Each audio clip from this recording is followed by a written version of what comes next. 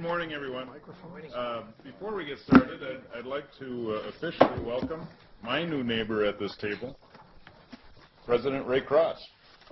Thank you.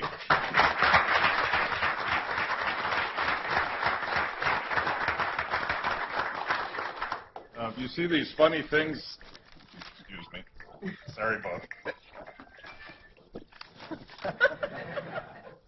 Any complaints about me? And turn it off. Hammer, you got the gavel right there. Yeah.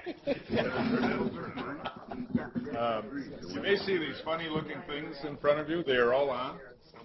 This is new technology, and it's very good technology. You don't have to pick them up to speak, and they will pick up anything you do and say. So, you know, it's up to you if you want them off, unless you're speaking, or on. I think they would prefer them on right now because they're kind of getting used to how they work too. So I'd warn against the paper shuffling around the microphone. I'm sure there's no conversations, no sidebars that go on that would embarrass any of us. So just be aware of all of that.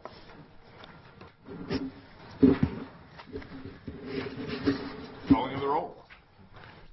Regent Bailey. Present. Regent Bradley. Here. Regent Drew. Here. Regent Evers. Regent Salvo. Here. Regent Farrell. Here. Regent Higgins. Here. Regent Rybar. Here. Regent Landis. Regent Manydeeds. Here. Regent Milner. Here. Regent Mueller. Here. Regent Peterson. Here. Regent Pruitt. Regent Roberts. Here. Regent Vasquez. Here. Regent Walsh. Here. Regent Whitburn. Here. A quorum is present. Thank you. The minutes of the December 2013 and February 2014 Board of Regents meetings have been provided. I would entertain a motion to approve those minutes. Move. Second. Any discussion? All in favor? Aye. Opposed? Thank you. Today is one of our one-day meetings where we have the opportunity to discuss several issues in greater depth without the pressure to act on them at this time. The idea is, of course, to further inform our future decision-making. As you'll note in the agenda, the major theme for this meeting is how the University of Wisconsin can promote economic growth in the state and beyond. We'll be taking a closer look at the changing economic and workforce trends in Wisconsin, as well as the university's role in anticipating and meeting those needs. We have a mix of presentations and panel discussions on tap and some very interesting guests, so I expect these sessions will be enlightening and productive. Later this afternoon, we will continue our ongoing discussion of the 2015-17 biennial budget, and always a special moment for the board, we will present Regent Awards. First, I thought, though, I'd continue to give you an update on the searches and the positions that we're trying to fill. We'll start with the chancellor searches, of which we have several. For UW Stout and UW Green Bay, we are currently in the recruitment phase for these positions, and applications are due later this month. As has been widely reported, both Chancellor Chuck Sorensen at UW Stout and Chancellor Tom Harden at UW Green Bay are stepping down in mid-August. So our goal is to identify the successors before that, with names potentially coming to the board by the time of our June meeting. At UW Oshkosh, Chancellor Rick Wells and the governance groups there have been asked to provide nominations for the Search and Screen Committee to find Chancellor Wells' successor. Nominations are due to President Cross by March 14th, a week from tomorrow. President Cross will then formally charge the committee on March 31st. The goal is to have somebody named by early fall. UW Colleges and Extensions will also be launching their chancellor search soon, and we are expecting to charge a Search and Screen Committee sometime in April. I want to take this opportunity to thank the regents that have agreed to be on the regent selection committees. We have a lot of searches, and I appreciate your help on that and your willingness to serve. On other searches, as you know, we're in the process of identifying a vice president for university relations, a new UW system position. Finalist interviews are scheduled to take place on March 20th. So we're moving forward on this important search as well. On another front, we have concluded final interviews for UW Systems Chief Audit Executive position, and we expect a decision to be announced soon. Finally, we are also looking for a new Vice President for Finance. This search and screen committee is chaired by UW-Whitewater Chancellor Dick Telfer, and it includes both university and private sector members. The committee will be reviewing applications later this month, with an appointment likely to be named in May. In other news, the Assembly and Senate recently honored Chancellor Sorensen with a joint legislative resolution introduced by Senator Sheila Harsdorf and Representative John Murtha. The resolution commended Chuck for his many years of service and contributions to both UW-Stout and the state of Wisconsin. Chuck and his wife Toni, as well as his cabinet members, were invited to the respective floors of the Senate and Assembly chambers, where they received loud and resounding ovations from legislators. Chuck's not with us today for a loud and resounding thank you, but he will be. I understand there may be similar resolutions forthcoming later this month, recognizing the service of UW-Oshkosh Chancellor Rick Wells and UW-Green Bay Chancellor Tom Hart. Finally, a quick reminder about the upcoming posters in the Rotunda event coming up next Wednesday in the state capitol. This annual celebration of undergraduate research is now in its 11th year. It is a wonderful showcase of the many and varied research endeavors taken on by student researchers and their faculty advisors across the UW system. From past experience, I can say it is truly inspiring, so go see the work that's being done, please. We also know that the academic research done on our UW campuses has a major impact on the state's economy, and our students are increasingly a part of that. I encourage you to mark this event on your calendar and look forward to seeing you there. Also at the Capitol, next Wednesday, Regent Tim Higgins is hosting a reception for the Economic Development Incentive Grant Selection Committee. As you'll recall, last year the Board of Regents approved $22.5 million to fund economic development incentive grants for UW faculty and student research projects. Work on these grants is going on now at many of our institutions. The reception will take place from 10 to 11 a.m. in the Senate parlor. Legislators and business leaders from around the state are expected to be on hand to recognize the panel of experts who selected our grant winners. All here are certainly invited and encouraged to attend.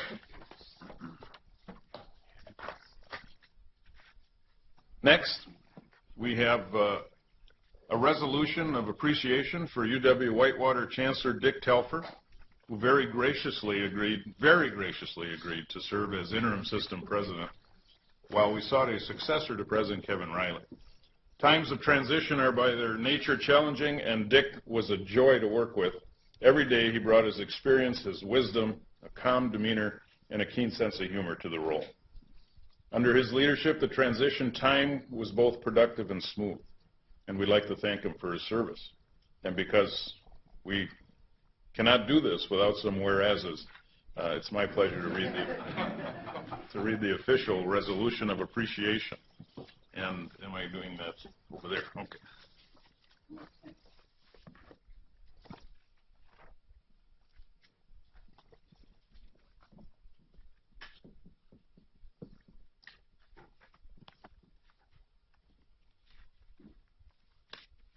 So Dick, in our ongoing goal to continue to embarrass you, I will start the resolution of appreciation.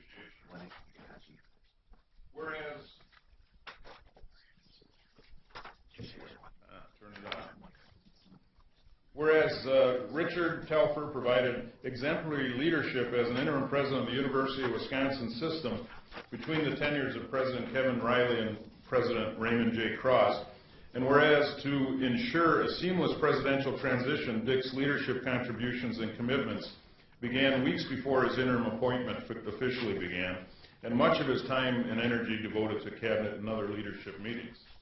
And whereas Dick was helpful in providing orientation to President Cross at the beginning of his tenure, ensuring that the presidential baton was passed along smoothly. And whereas Dick was instrumental in appointing the membership of 2 Chancellor Search and Screen Committees to help identify successors at UW-Stout and UW-Green Bay, which included travels to Menominee and Green Bay to deliver the charge to the committees. And whereas Dick's steady and capable leadership, collaborative style, and punctual running of meetings earned him the admiration of his colleagues and kept all trains running on time. Whereas Dick and his wife Ronnie made the move to UW-Whitewater Warhawk country to Madison for what was an unknown amount of time, graciously expanding their passion for all things Warhawk to all the UW institutions with their many mascots, colors, and unique academic mission. And whereas Dick and Ronnie relayed with good humor their warm and cold welcome in their new home in the garage apartment above Brittingham House, waking to a sauna-like environment because of unabated heat from the radiators, followed by cold showers because of no hot water. An interesting immersion experience, albeit not the kind we typically refer to in the realm of public higher education. And whereas Dick demonstrated his unwavering commitment to the UW system mission of access, excellence, and value within the UW system and across the state. Be it therefore resolved that the Board of Regents of the University of Wisconsin system hereby commends Dr. Richard J. Telfer for his outstanding service as interim president of the University of Wisconsin system and thanks him for his continued service as Chancellor of UW-Whitewater.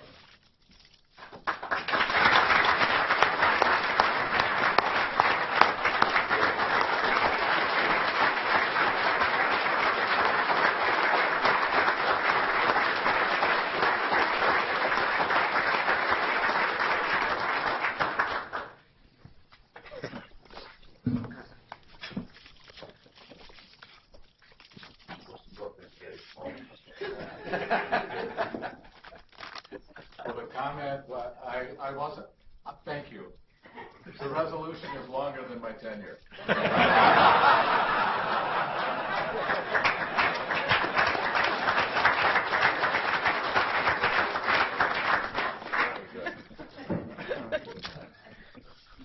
Very well. Thanks for those words, Dick. While on the subject of appreciation, I'd also like to draw your attention to a certificate of recommendation in your folders, recognizing UW-Whitewater Provost Beverly Copper for her service as interim chancellor while Dick was up here in Madison. On behalf of the board, thank you, Provost Copper, for your service.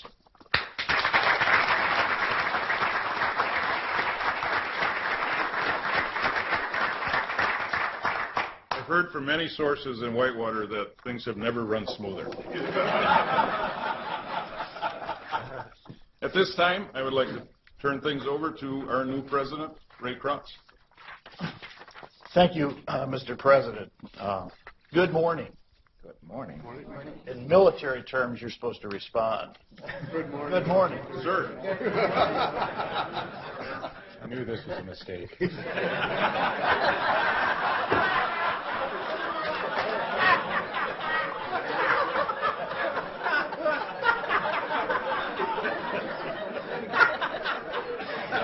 had your chance.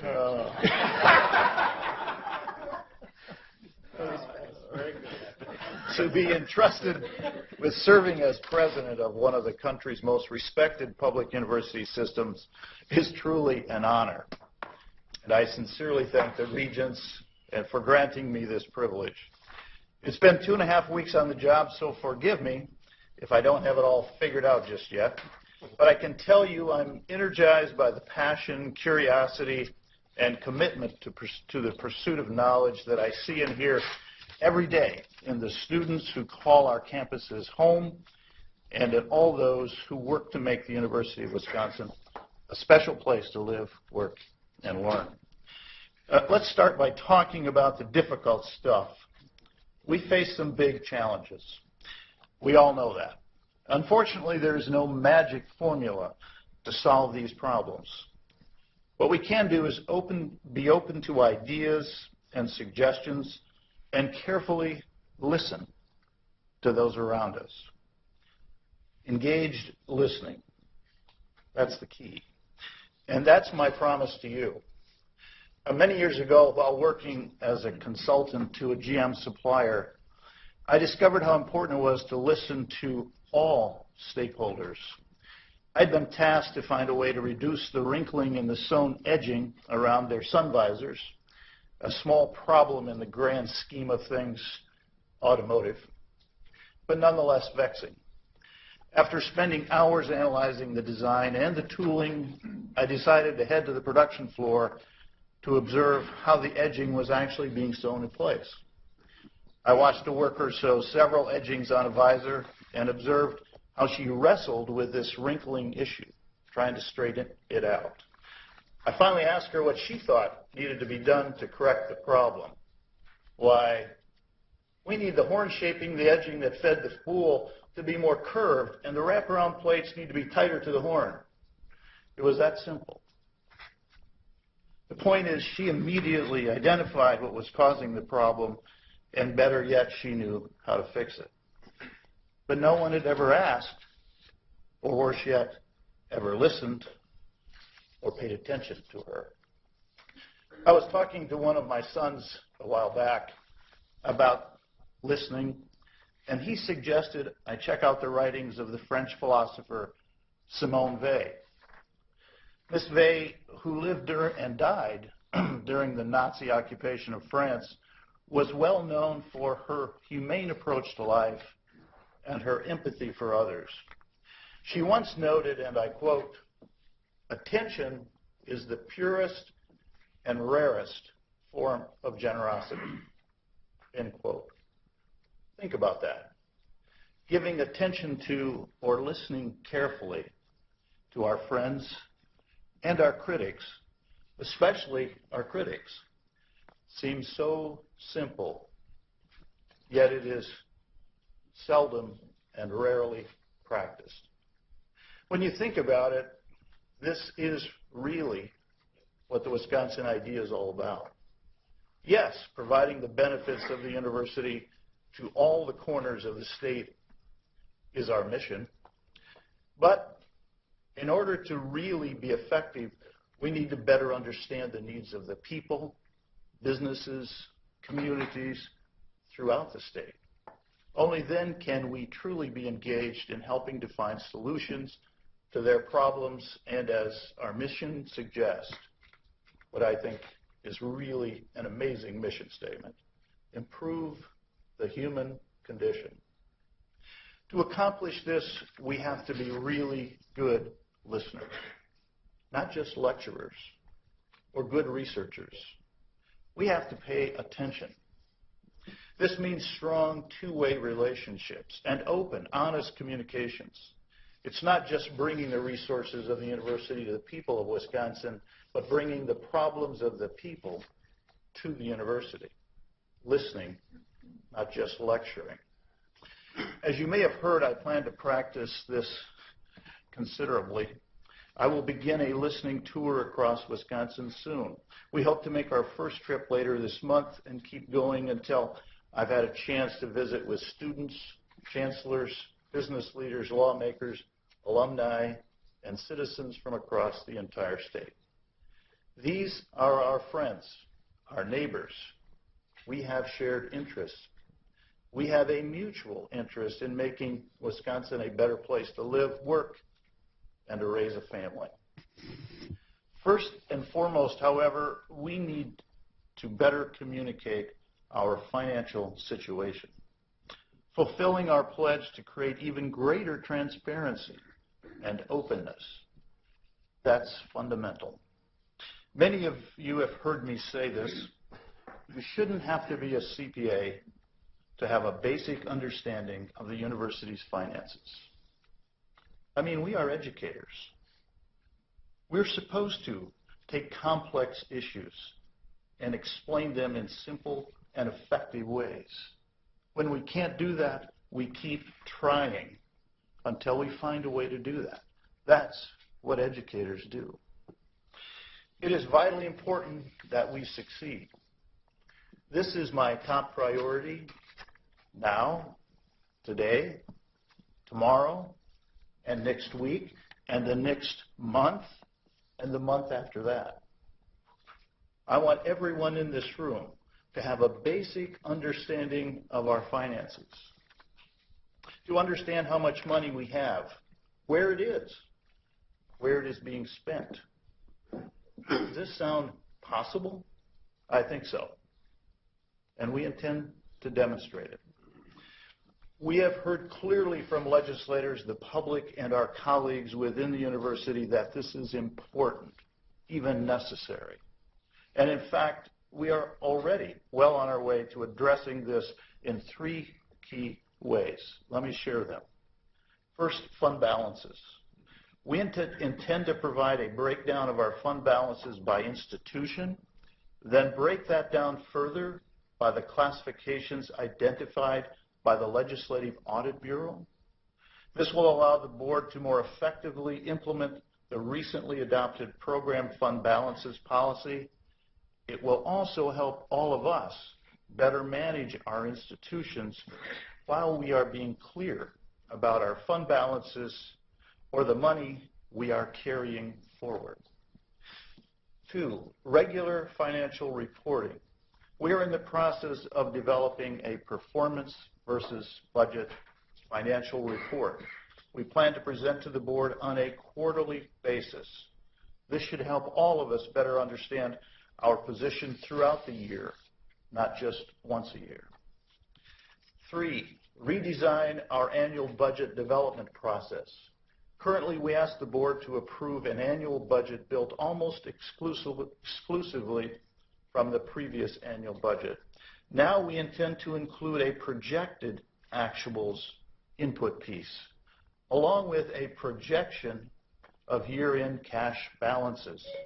These 2 additional input pieces will provide all of us, and especially the board, with a more complete financial picture of the university as the budget is being developed and adopted.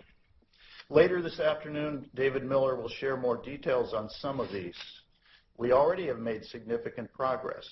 At the April meeting, you should receive our early projections of fiscal 14 fund balances and an expanded performance versus budget report.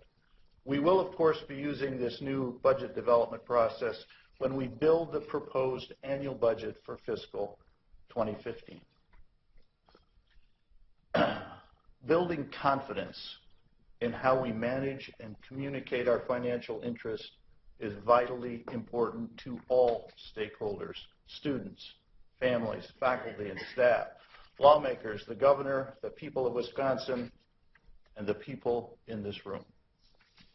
With this solid foundation in place, we can consider how to move forward in other areas. I hope to embed 3 main themes in everything we do: innovation, collaboration, and communication.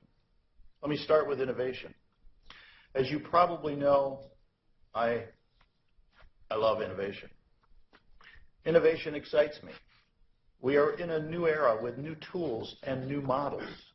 The learning experience of the future will be rich in project-based learning, internships, co-ops, undergraduate research, blended learning, flipped classrooms, collaborative projects, individualized learning strategies, capstone experiences, and an array of other things we can't even imagine today.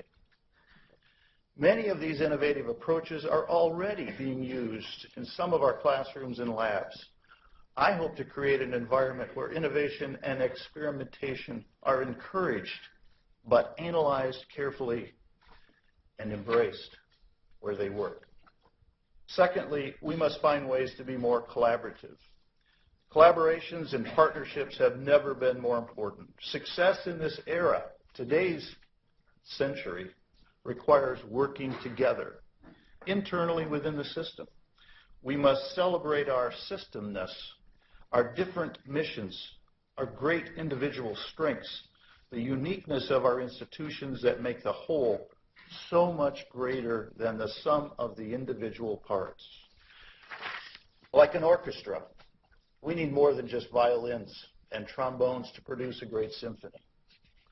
At the same time, we must collaborate externally with other systems and other entities, with businesses, with communities, with organizations around the state, and yes, even around the globe. As the world becomes more complex, collaboration and cooperation become more valuable, even essential. In a dynamic, ever-changing world, isolation can be very, very dangerous. Finally, it is difficult to be innovative and collaborative without being good at communication. No one is a perfect communicator. However, we all should be trying. To inform our stakeholders and to maintain a relationship built on mutual trust, we need to improve our transparency. At this point, that includes providing simplified financial reporting models, dashboard indicators of performance metrics, and reporting on financial performance targets and trends. We need to implement measurement and management tools that will clearly and effectively communicate our business operations. While I've been talking a lot recently about the need for better listening, I've already heard some broad ideas and issues confronting the state. Most of us have. Let me share some thoughts on 4 of those. The first is strengthening our state's economy and growing our businesses. Can the university play a larger role? Supporting a seamless pipeline between K-12 and higher education. Can the university play a larger role? Addressing the special challenges of our urban centers and some of our rural areas. Can the university play a larger role? Focusing greater attention on future educational practices. Can the university, in fact, lead the world and the nation in this important transformation? Clearly, Wisconsin needs to create more jobs and grow businesses. This is an area of vital importance, and the university could play an increasingly significant role in helping to improve the economic landscape of Wisconsin. Again, policymakers and citizens are telling us this is their number one concern. Can we play a larger role in helping this state? I think we can. I have some thoughts about how the university could be more engaged in this respect. Things like greater support for Stage 2 business growth, where there is the highest job growth opportunity, and a focused effort on translating our incredible worldwide recognition and research into commercial products and services. That is for a future meeting. Second, the educational pipeline needs attention. There's a growing need for the university to be more engaged with K-12 issues. We all need to recognize and act on the reality that education is a grand continuum that starts even before little Susie or Charlie steps into their first classroom. And it continues long after the sheepskins are signed and tassels moved from right to left. All of us in this venture have a shared responsibility for the success of that entire continuum, not just our portion. We need to be more engaged in dual concurrent enrollment activities, in the process of improving and reducing the need for remedial education, and in helping to plug the holes in the educational pipeline. We need to collaborate, cooperate, and partner with our K-12 colleagues in new ways. This is not just their problem. We need to own it as well. Third, we need to leverage our systemness through collaboration to focus on our urban challenges. The poverty and dim dreams in urban centers like Milwaukee may not be so different, as it turns out, from the underdeveloped potential found in remote rural regions of Wisconsin. But our approaches meeting those needs might be radically different. We need to do something more to assure that equal access to opportunity isn't just a lofty sounding cliche.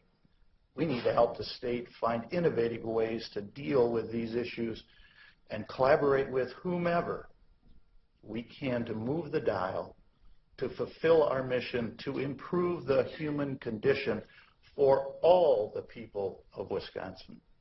This must be our problem too, our challenge, our mission, our commitment. Our state needs us. Our friends and neighbors need us. And we can be the key difference maker. Fourth, I also think we need to embrace more enthusiastically a future-oriented approach to education, one that allows greater experimentation, one that's open to new delivery methods, makes use of the latest analytical and predictive tools, and applies rigorous analysis and assessment to ensuring the highest standards.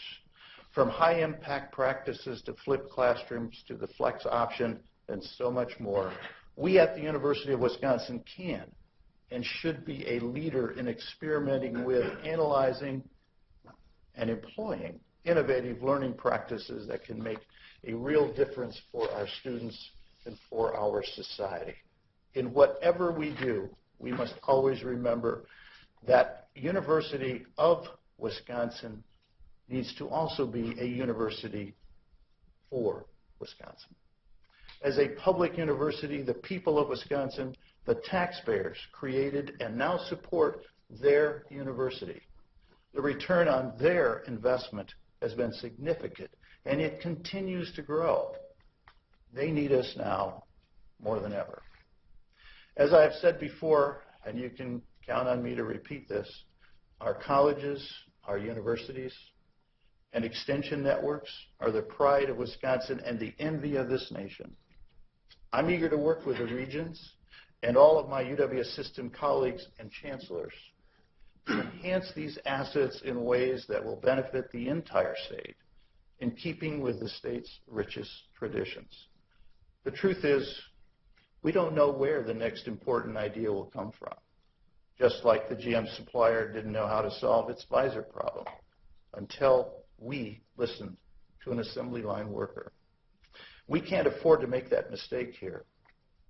Asking, listening, reaching out, and paying attention can seem so simple, yet as Simone Weil wrote, it is also so rare.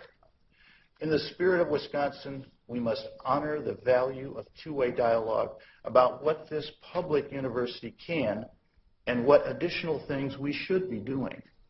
Through that journey of mutual inquiry and revelation, I fully anticipate that a meaningful, shared vision will emerge that can be embraced by this board, by our students, our faculty and staff, lawmakers, and the people of Wisconsin. Let us all remember who we are. We are not merely the internationally respected University of Wisconsin, but also the University for Wisconsin. Thank you, Mr. President. Thank you.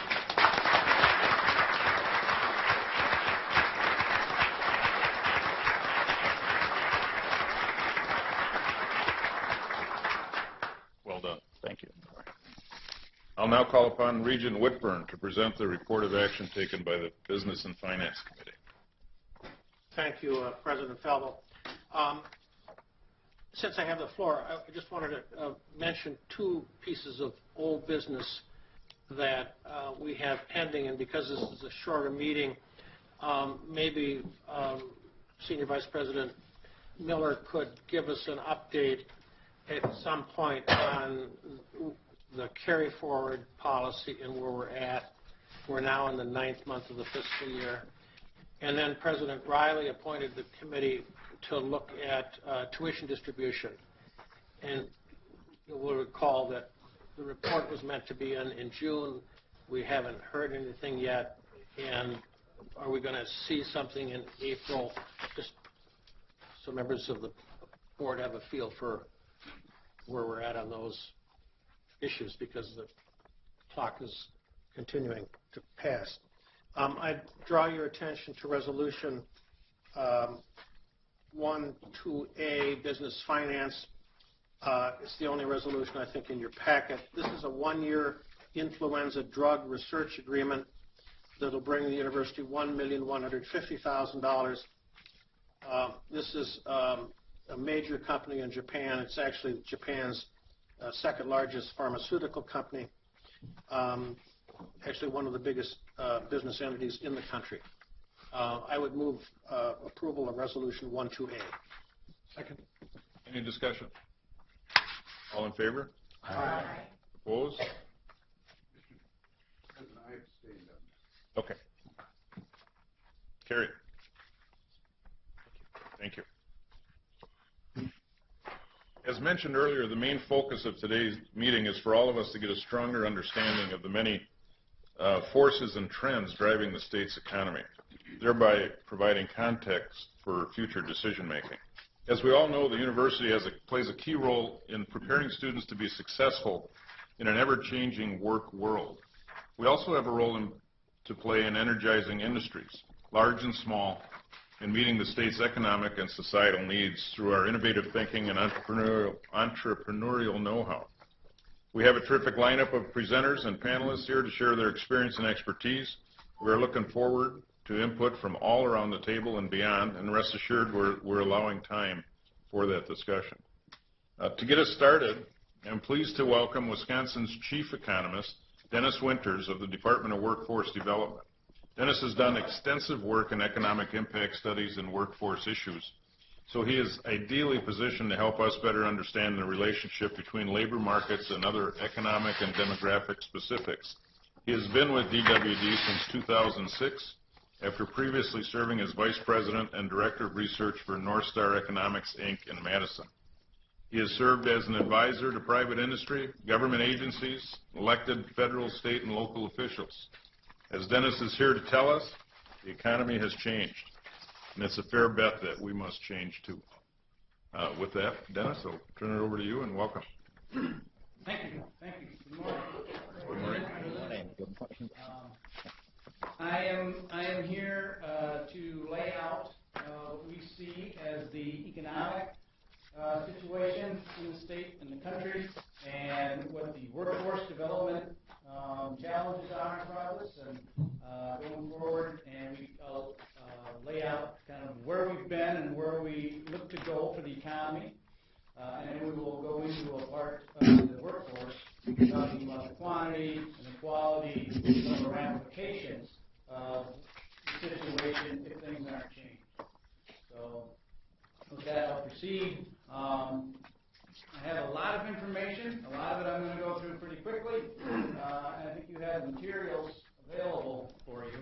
And yes, President, the economy has changed, and we have to change with it.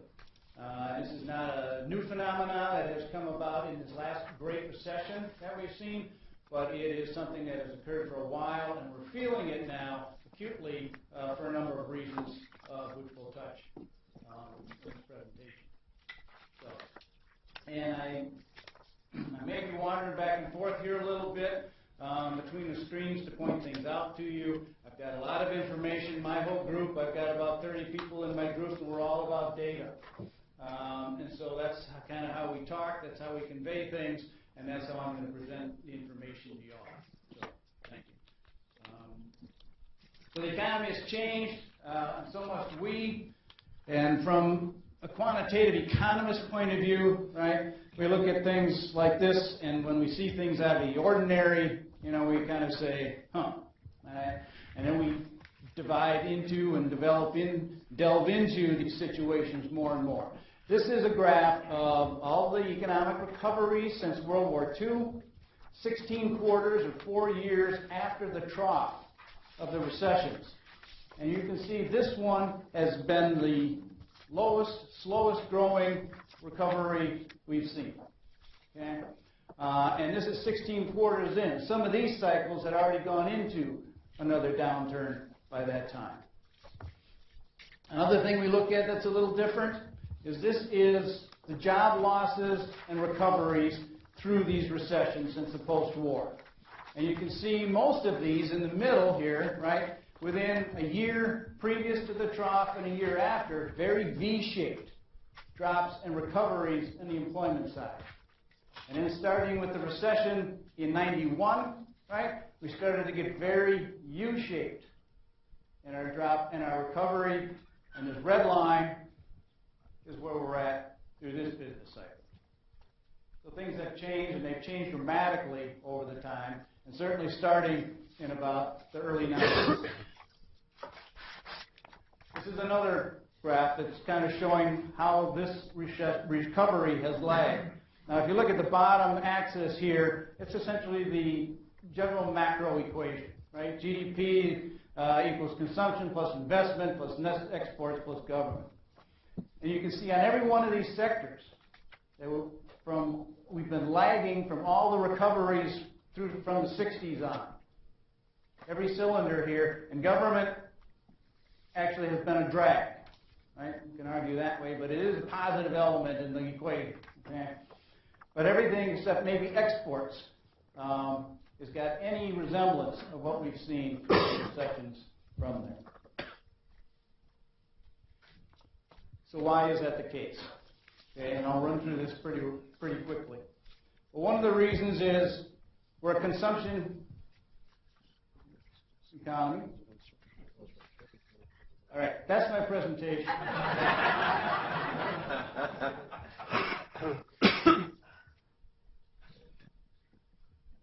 right, backing up one. The U.S. economy, Wisconsin economy, very heavily consumption economy, right? 70% of our economy is in that first term on consumption, right? These are real wages, and you can see they're been flat, essentially for a decade. So we haven't got a lot of increase in pocketbooks from that side. This is personal interest income. The Fed's dropped the interest rate to essentially zero for quite some time.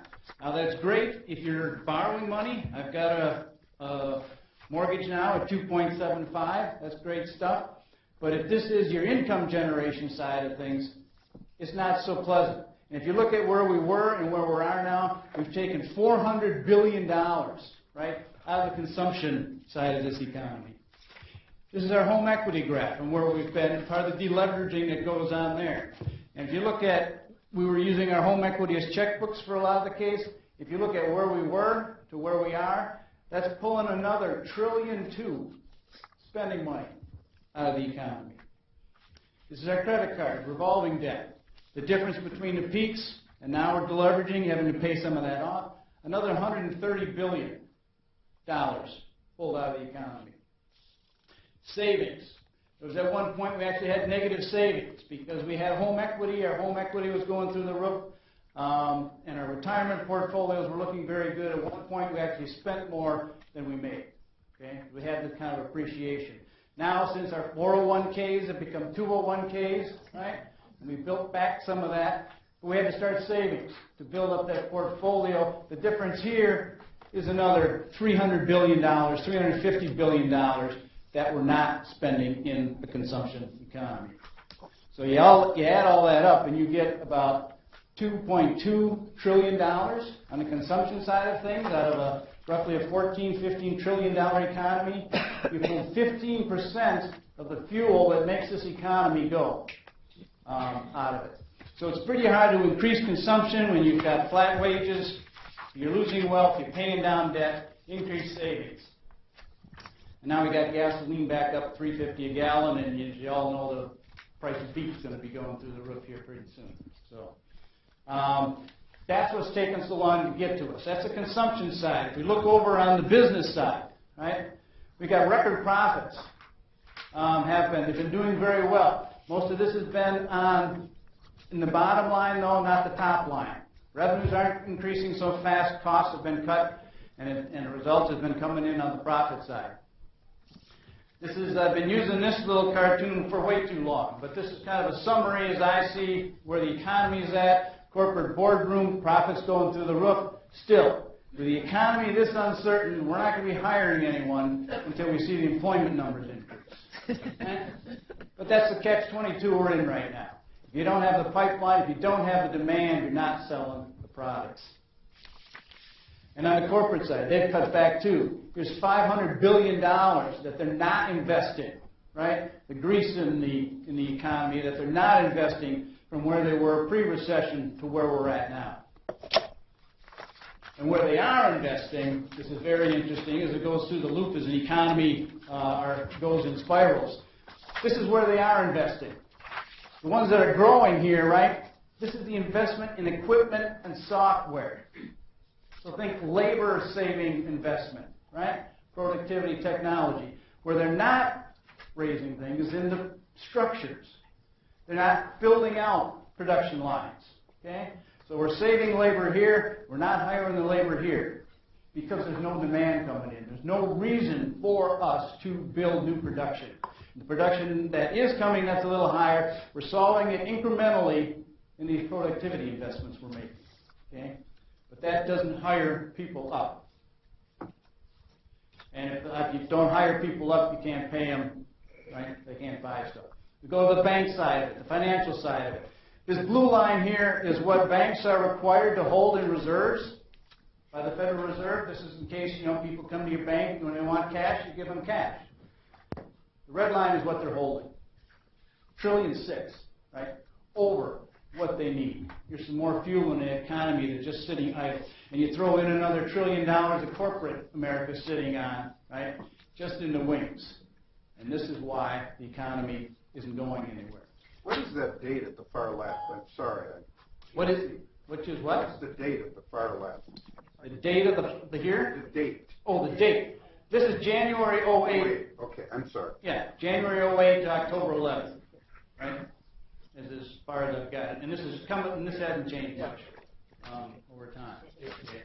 So we're sitting on all this available resource because we don't know where to put it, because there's nothing there to tell us that there's anything we should be making big investments in, and we'll take a penny on a dollar every night as opposed to putting it in and possibly losing 10 cents. And the banks, they're, on one hand, yeah. How much are the Fed rules causing them to be so reticent about lending?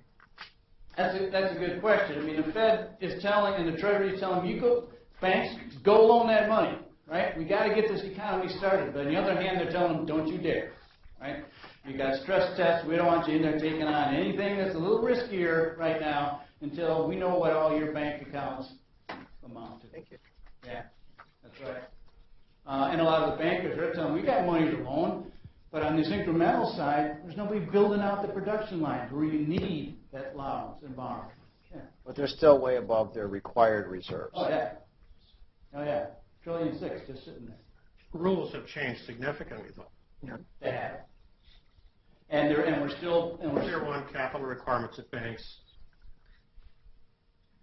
Basel II expectations, global implications, ripples, right?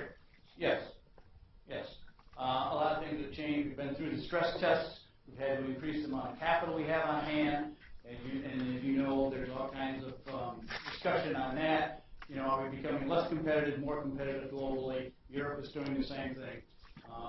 But, my first house, I had to put 20% down, right? And a 10.6 interest rate. Last time I mortgaged, one mortgage I did on the internet, right? The last time around, I was getting to the point I thought they wanted the footprints of my firstborn. All the paperwork that had come on with all the fraud that we'd gone through. So things have tightened up pretty much to what a lot of us were used to in the beginning. So that's why we're at the state we are, where it still feels like a recession in a lot of quarters out there. So looking forward, where are we headed? Well, this is kind of a busy graph, but what it shows is that most of the main drivers, employment, industrial production, retail sales, and personal income, have all gotten back to or very close to where we were in pre-recession levels. But we're not quite there yet.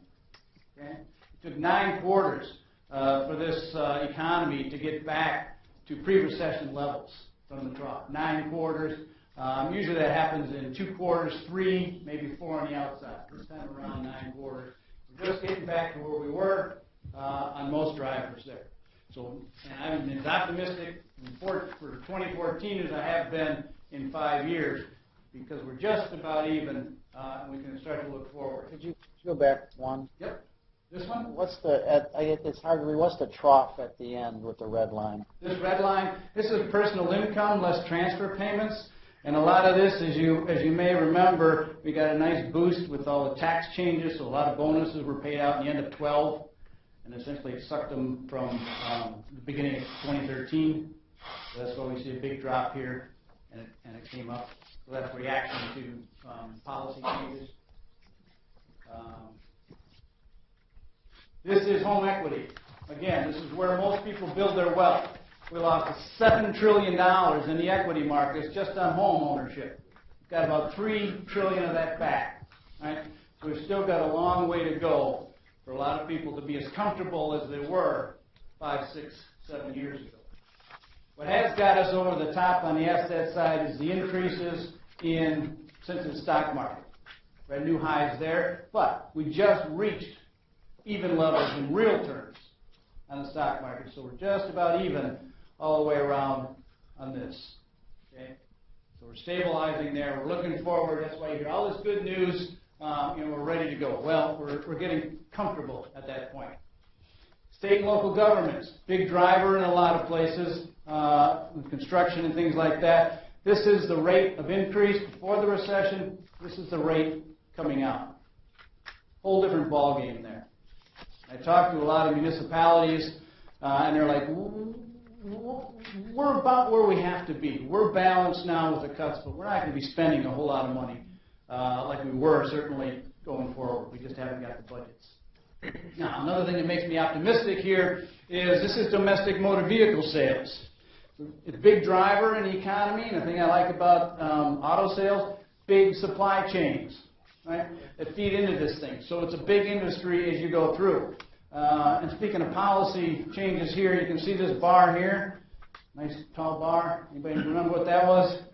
Cash for clunkers. Cash for clunkers, right? Government policy at work, and it worked for a month, right? It sucked all those things out, forward to the next month. But this is where we've gone with auto sales. So they're back to levels that we were at pre-recession. We'll talk a little bit about that. We're doing that with 100,000 fewer workers. Home sales. Again, we see home sales going up, prices are going up, equity is recovering a little bit. Again, this is an industry I like. It's a big industry, big supply chain. A lot of local materials, a lot of local labor. So that's one of the things that we're coming back to. What's also positive long run about this is we're not back to anywhere where we were. This is a graph of residential investment as a percent of GDP. Right? Here's the peak that we broke off of. We still get, you call average at about, call it 4%. We still got a nice way to go in the future if we get back to those numbers, depending on what home ownership rates and the demographics affect that going forward. So there's a growth market. Again, big supply chain, we're looking for that. This graph is just Wisconsin's total non-farm jobs. The yellow line is where we were at in 2007. Okay? And you can see we dropped down here at the bottom in 2010, and we've been making incremental gains year after year after year. And one reason I put it up like this is you can see the seasonality in our job pattern. Very low in the early part of the year, peaks in the summer, and kind of tails off thereafter. So we're getting better. It's the good news. This is by different sectors, though. Manufacturing has been growing the fastest lately. And that's often true. Manufacturing usually leads an economy into recession and leads the economy out of recession. And that's what we're seeing. The red line is just total private sector. Construction has been fairly volatile, and retail is just starting to recover at this point. What's happening to manufacturing as a sector over that period of time? In other words, 30% of the jobs coming down, or 20% of the jobs coming down? We have the sense that we're less manufacturing dependent than we've been in the past. Is that right? Depending on your time frame, yeah. I mean, Wisconsin, about 16% of our employment is manufacturing based. We're number 2 in the country. Indiana is just slightly above us all the time. And then there's a big jump till we get to the other states. So that constant, and the U.S. as a whole is about 9%. So 16 down from 20, but when was it 20? It was probably 20 in about the late 90s. Our manufacturing employment peaked in 99. Yep. August, exactly. Yep. Where would the public sector, where would the line be in the public sector in this graph? The public sector in employment terms is down, for the most part. Flat in a lot of it. So most of that's on in the local government. Local government is the biggest government sector, and so most of the employment impacts have fallen at the local level also. You have a question? I have a question. Yep. If you go back to jobs continue to increase, when you look at just say the end of 12 and the beginning of 13, why aren't those starting at the same place? I'm just curious as to how the presentation goes. Because a lot of the seasonality, we drop a lot from the December jobs to the January jobs. Oh, so that 1 month causes that big difference? Big difference. Big difference. A lot of that's construction. Some of it's in public sector because the school's shutting down and different contracts and things like That's that. a huge difference in 1 month compared to the charts. It is. It is. But you can, each one of them, it's true month to month, but each one of them is kind of increased in that same month going forward. We do seasonally adjust these in the line, theoretically it's flat. Good. Okay, yeah. I know that. That's an aberration on the chart. Yeah. But it's expected, we know that's going to happen every turn of the calendar. This is our best guess about when we're going to reach the jobs levels.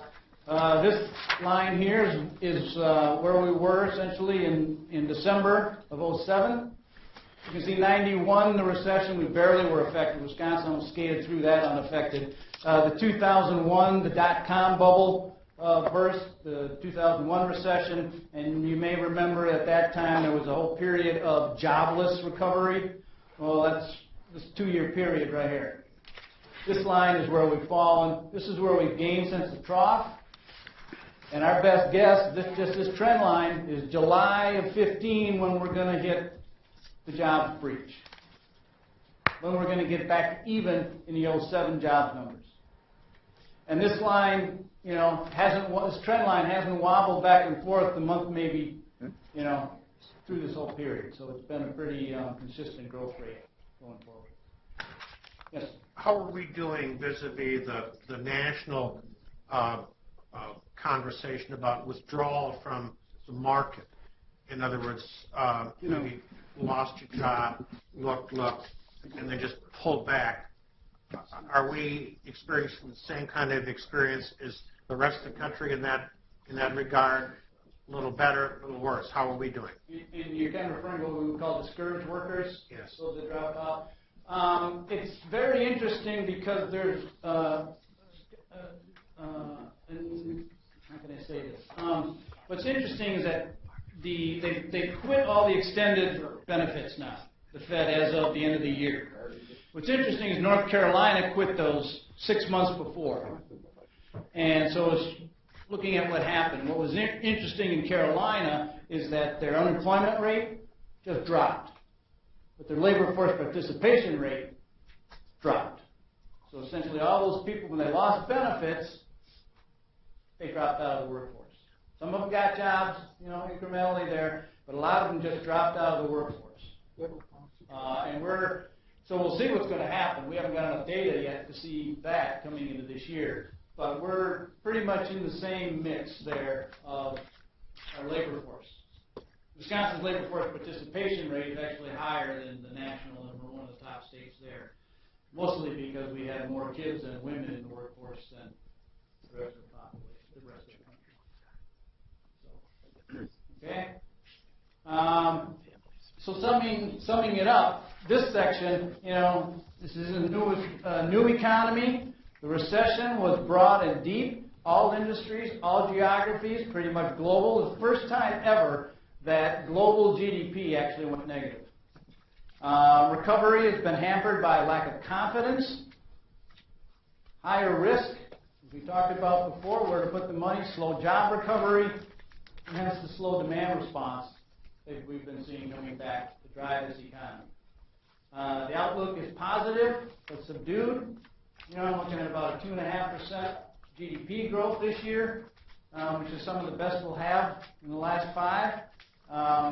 And the U.S. economy is the global driver again.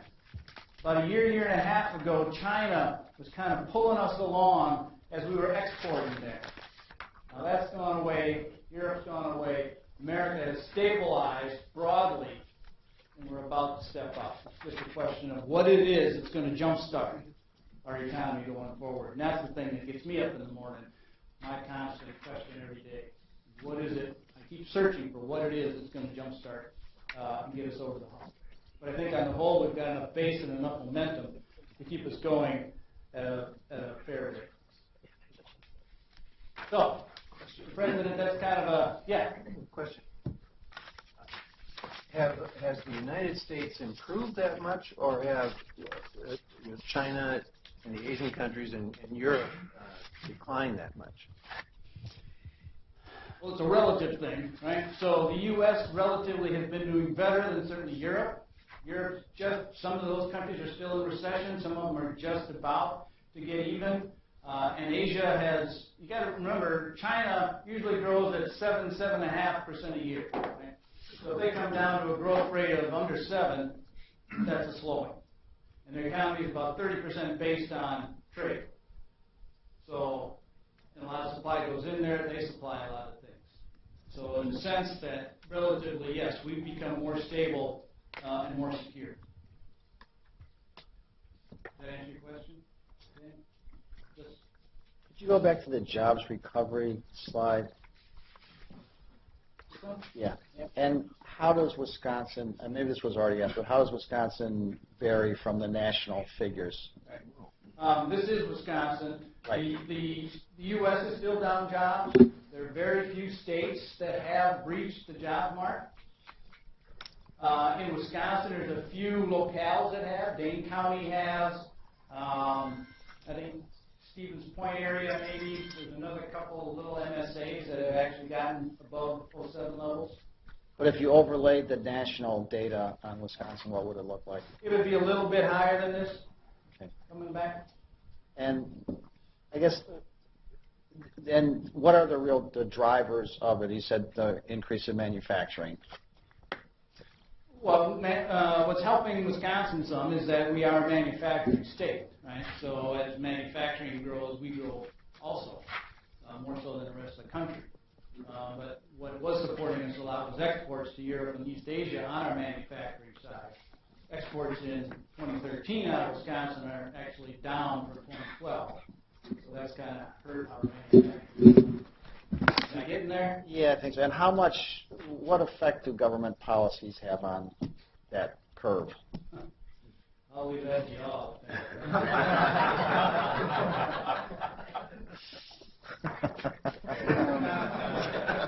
Minimum wage is in the news again. It's a perennial. What's going to happen there? Yeah.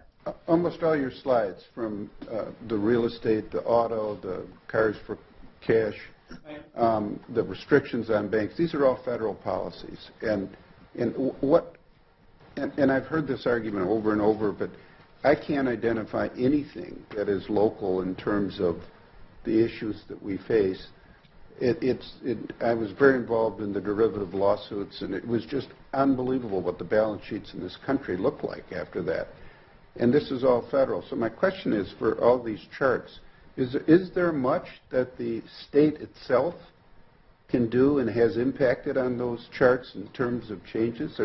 Are we just the recipient of the impacts of the whack-a-mole of federal law? Generally speaking, in the short run, as the country goes, the state goes. And the states go. Some exceptions with that, North Dakota, for example, right now, right? Things like that. But in the short run, we're very much attached to the national economy, which more and more so is attached to the global economy. Okay? So in the longer run, there's some things that you can affect that give you a little bit of a competitive advantage. Yes. And we're going to talk about some of that next. Right.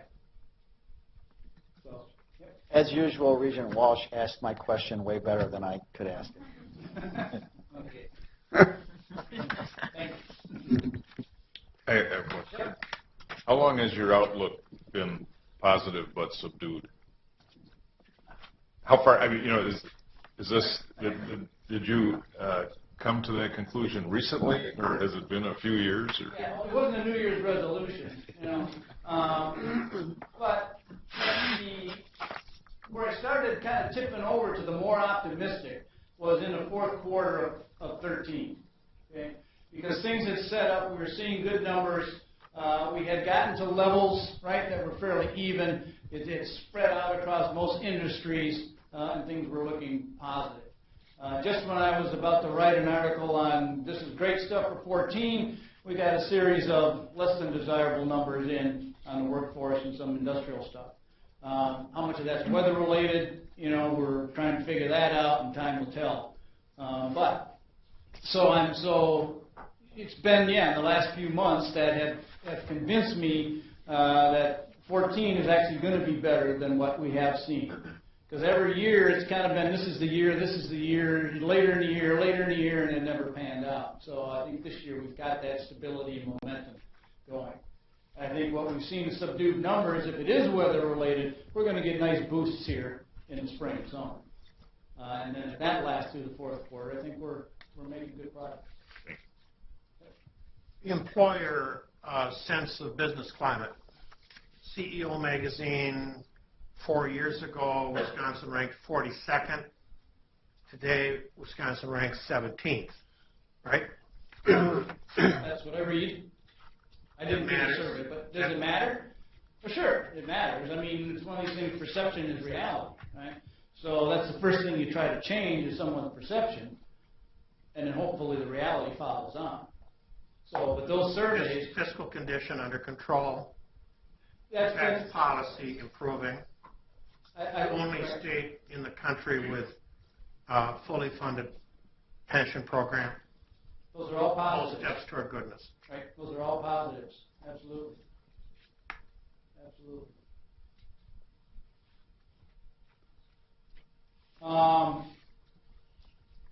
So we're going to shift gears here a little bit then. We've answered all the questions on this part. And now we get into what will be the biggest social economic policy challenge in the next 20 years.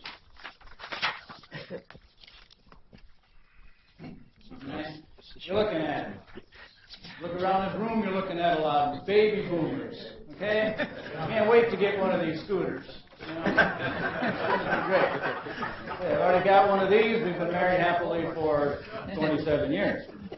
But this is what we're looking at, okay? And the ramifications of this are going to be huge. 83 million Americans born between 1946 and 1964, right? And I call it kind of the pig in the python, right? It came in a 20-year period into the workforce. We saw that surge. We're going to be going out the other end over about the same short period of time, starting, well, it's already started, okay? And if you don't, and I don't know, I'll throw this out there, but this is how I kind of differentiate the age of the audience. Because when I look at her little blanket thing here, I think right-hand red. Anybody remember the Twister game we used to play? Or you got the newer version, right? This is kind of more the intergenerational version, right? You got grandma or great-grandma here still wants the wind in her hair, and we are facilitating all of that. And we have many generations together now. But we've got all these people. They came in. It was a golden age. We had people. We had productivity. We had just come out of the war. We rebuilt the world with no competition. Right? Pretty hard to mess that up. And we had great things coming with it. That is going to be shifting toward the other side. We hear about the Social Security things, for example, when one point it was 16 to 1. Pretty soon it's going to be 1 to 2. Turn the whole thing around. And it's going to be an intergenerational thing going forward. So the quantity side of it is very important. This yellow is a graph of Wisconsin's population from 1960 projected out to 2030. And you can see it's increasing at a fairly steady rate and will continue to do so. This blue line, however, this is Wisconsin's workforce. Flattens out. Maybe going negative by 2035. This is huge. 3 reasons. 1, it's never happened before. We've never had to deal with a flattening workforce, much less negative. 2, it's not going away. This is all based on demographic data, and we brought in migration and things like that. I say every hour, you all get an hour older. That's not going to change. That's great data. It's not going to change. And the third thing, which is huge, from an economic perspective, if your workforce flattens out and you don't raise the productivity of the workforce, you're facing economic stagnation. Because if you don't raise their productivity, you can't pay them more. If you're not paying them more, they can't spend more in a consumption economy. And if they're not spending more, you're not producing, and there goes the downward cycle. Okay? That's why this is so critical in today's day and age, that we have to raise the productivity. And so what do we need for productivity? You need equipment, and you need talent to run that equipment. That's the quantity side. This is very, very real. And this actually started turning down in about 1998. Right? And right now we're facing an environment where we can't find enough talent. And we're only growing at 2%. What happens if we get to 2.5%, 3%? Where are those workers going to come from?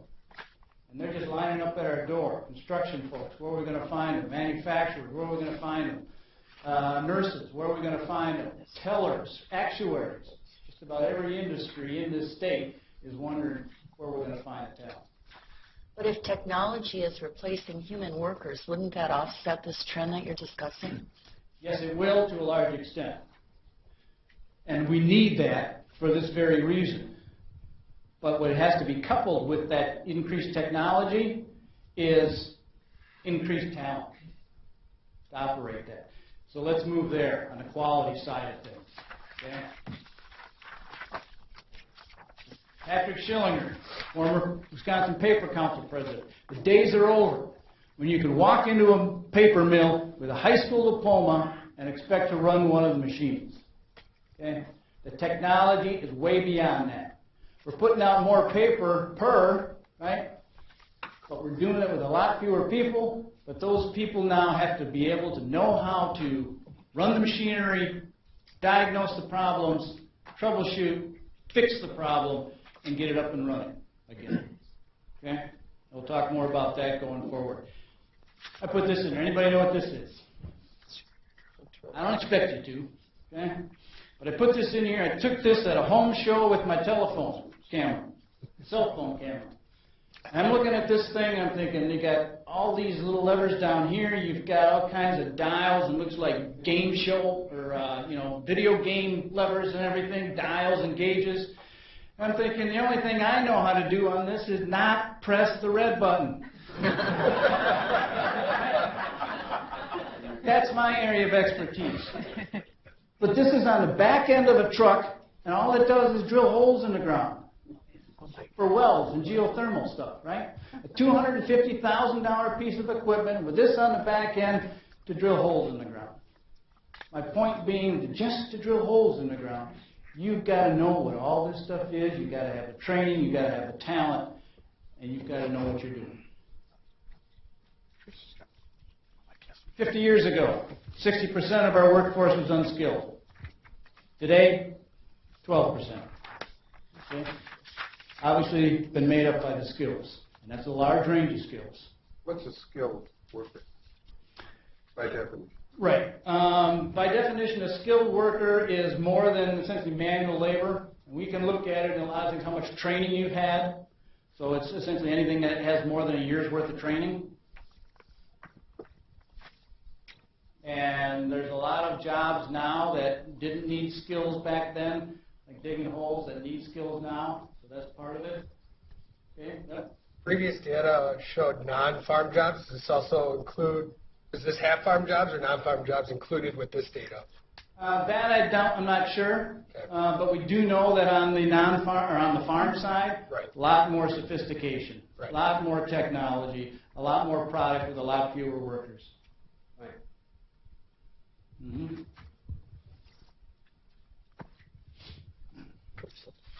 What's missing in this photograph? People. People, right? And this is not just doing spot welds on a plate. This is back reaching down inside that automobile. We talk about lights out factories because there's no people in there. The adage for a modern manufacturing plant now is there's two living things at the plant, a man and a dog. The man is there to feed the dog, and the dog is there to keep the man away from the machinery. But that's where we're going. But we need the people that can design this robot, install it, maintain it, fix it when it goes forward. The going rate for unskilled labor in the world now is 98 cents an hour. Okay? Not many takers. Today, in most fields I know, the struggle is about creativity and innovation. There is no script. I want to spend a little time on this graph. This is a graph on changes in skills in the workplace from 1960 to 2000. It's all comparable here. So we look at the one that's been going down essentially forever, non-routine manual. So think of your ditch digger, think of your farm hand, right? What's been the replacement? Backhoes, tractors, implements, right? Machinery. Peaked in the 70s, been coming off ever since. Routine cognitive. So here's your proverbial paper pusher, mid-level analyst. What's been the replacement? PCs, software, right? When I started out in consulting, I tell this story. I wrote everything on a yellow pad. We turned it over. It got keyed in.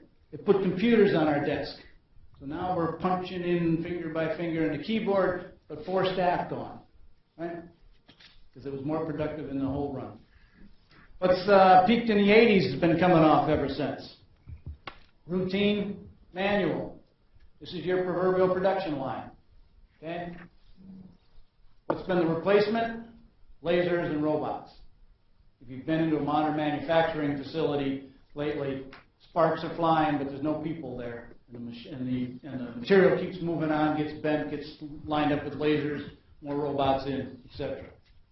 So those are all the ones, technology replacing labor. What are the ones that are climbing here? Non-routine analytical. So every day you've got to come in and find a solution to a new problem. And you've got to be able to know how to do that. You've got to be able to know how to resource the information you need. You have to troubleshoot. First thing you've got to do is find out what the real problem is. And then you've got to go in and you've got to fix it, and you've got to find out all those resources to do that. And the one that's really climbing, non-routine, interactive. So not only every day do you have to go into the workplace and solve a new problem, you've got to work with other people to do it. Because if you're in production, you may have to work with engineering, supply, inventory. You may have to work with your customer or your supplier, right? And that's got to be all communicated, and those people may not even be in the same time zone anymore, right, as we go forward. These are kind of the new skills that are developed. You're no longer at the station doing your own thing. If you were doing that, you've been replaced by something with a metal skin. So, get into this thing. There's a big debate going on in the academic circles about, is there a skills gap, is there not a skills gap? Is it a skills gap, or is it a demand problem with the labor market? So who's in demand? My group does a projection of industry jobs and occupational jobs going forward, and so everybody comes to us and says, well, what should we be training for, etc. Well, this is what our projections are for the most job openings in Wisconsin by occupation. Top of the list, cashiers, food prep, retail sales, waiters and waitresses.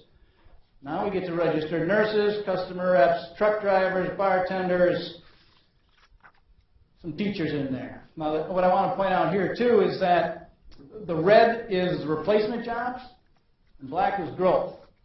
So even if you've got an industry that's not growing very fast because of the baby boomers, there's going to be a lot of replacement jobs that need to be taken care of going forward.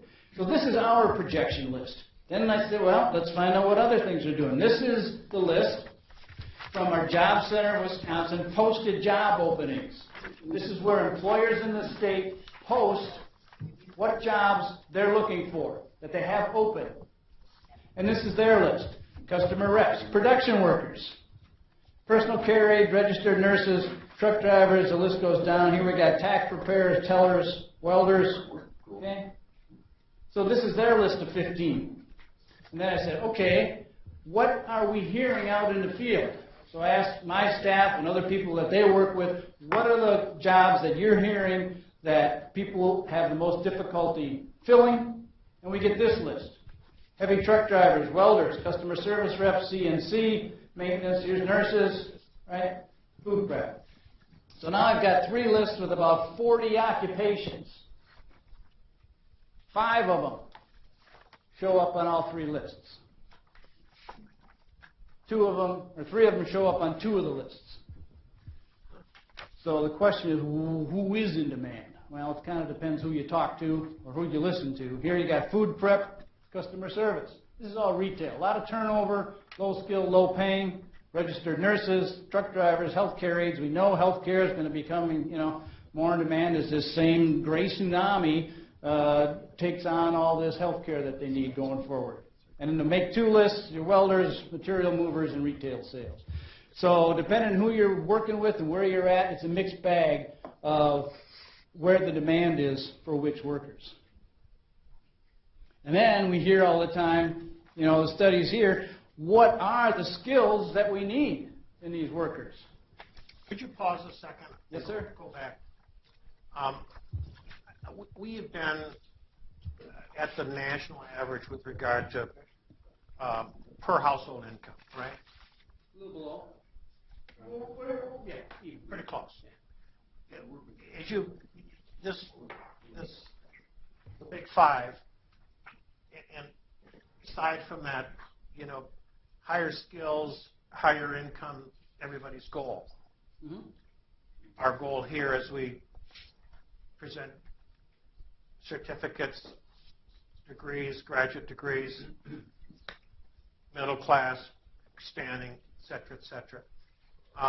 How are you, and how is the state thinking about our keeping up nationally? Are we in a decent place in driving these numbers up? How are we doing? How do you think about that global goal that we all have to expand the middle class? Okay, there's a lot in that. One reason that our household income is very even with the national is because we have more households with more people working in them. Okay, again, it's mostly a women's thing, right? Thank you all. But as we look at wages, as we look at things like that, and personal income, we're decidedly below the national average, about 4%. We're running about 96%. And that kind of has been wobbling back and forth over the years. Okay? And we're going to go into some of the underlying things of your question there about how is our industry structure, what that's going to do for us going forward compared to the nation. Is that kind of where you were basic kind of, yeah. So I'm going to go into that. Here, so you got locating information, reading, applied mathematics, etc. Okay, you can read those. What's interesting, though, is what's been found out. It doesn't. When I was in high school, right, you were 2-track. You were going to work, you were going to college. Today, it doesn't matter. If you're going into the workplace or as a freshman in college, you need the same level of basic skills going in: advanced reading, writing, and at least algebra 2 going in. So that demarcation now isn't there as you go post-secondary. Excuse me. Yes. If you could just go back one more. So, based on what you just said, yep. you look at this chart and you say, what we need is a lot more people with high school diploma. Okay. If that's what you're if that's what you're looking at to fill those jobs. What we're going to get to in a second is that if you're never going to raise your average household income if you pay below average incomes, right? So we can fill those jobs, and we can put a lot of unskilled people at work, but for the general macroeconomy, then you're going to be sagging. And that has huge ramifications on the tax burden, on trying to pay for the infrastructure that's there, et cetera, et cetera. But most of the job openings in Wisconsin are in those low-paid, unskilled positions. Right, and what you'll find across most states is that the dominance in job openings is at that cashier food service level because there's a lot of turnover there and there's a lot of retail jobs. We're finding out some of that's changing, right, as we look at that. And this kind of gets into that whole minimum wage argument. As you go into, say, a grocery store now, right? Fairly low-paying job, checking you out. Food checkout line. Okay? That used to be a 2-on-1 operation, right? You went in there with your groceries and there was 2 people waiting on you. One checking you out, one bagging you. Now, it's all the other way. It's a 1-on-6 operation, right? You check yourself out, you screw it up, somebody comes and helps you fix it, and then you go on, right? Huge change, even at low wages. The technology is coming in, and essentially they're shifting all the labor and risk to the consumer, right? That's where we're saving the money on the production side. But, right, you'll see this a lot, so where it gets critical is these skill level jobs. And again, if you don't have this, well, we'll get to that, but if you don't have the talent to match the job, we'll talk about this, I often get asked, okay, well, then what do you need? Do you need the talent or do you need the jobs? Is it a chicken and egg thing? Which do we do first? It's not a chicken and egg thing, okay? If you've got the talent and you don't have the job, the talent goes away. If you've got the job and not the talent, the job goes away. So you got to have them both, and you got to have them matched at the same time, right? And that's critical. And that's what we're trying to do right now is to get, and you've got this income thing. So let me move forward in the interest of time. This is a graph of education attainment by GDP growth. And essentially what it says is there's a correlation. You can argue about its strength, but there's a correlation between education attainment and GDP growth, a positive one, relationship. And we use education attainment data a lot because we have that data. Skills is a little more of a nebulous concept that we can't quantify as tightly. So this is what it looks like. The big red diamond there is Wisconsin. Okay? This brown one up about mid-graph is Minnesota. Down the little light orange one here, this is Indiana. And I put Indiana in there again because we got about the same population, about the same manufacturing mix, etc. And then there's some other interesting ones that are outliers. Forget this Texas here, but here you got Texas, Arizona, South Dakota, Idaho, South Dakota, very small states that can grow quickly. Texas, big state, Arizona, mostly a population-driven type thing. Okay, and then you've got a cluster of kind of southern states here. And then some of the other ones that are doing very well up that side. Okay? So that's the relationship. This is a graph of Minnesota versus Wisconsin. This is a quantitative economist's dream come true. Because in 1997, the gross domestic state product of the two were identical. They were within $1 billion. Okay?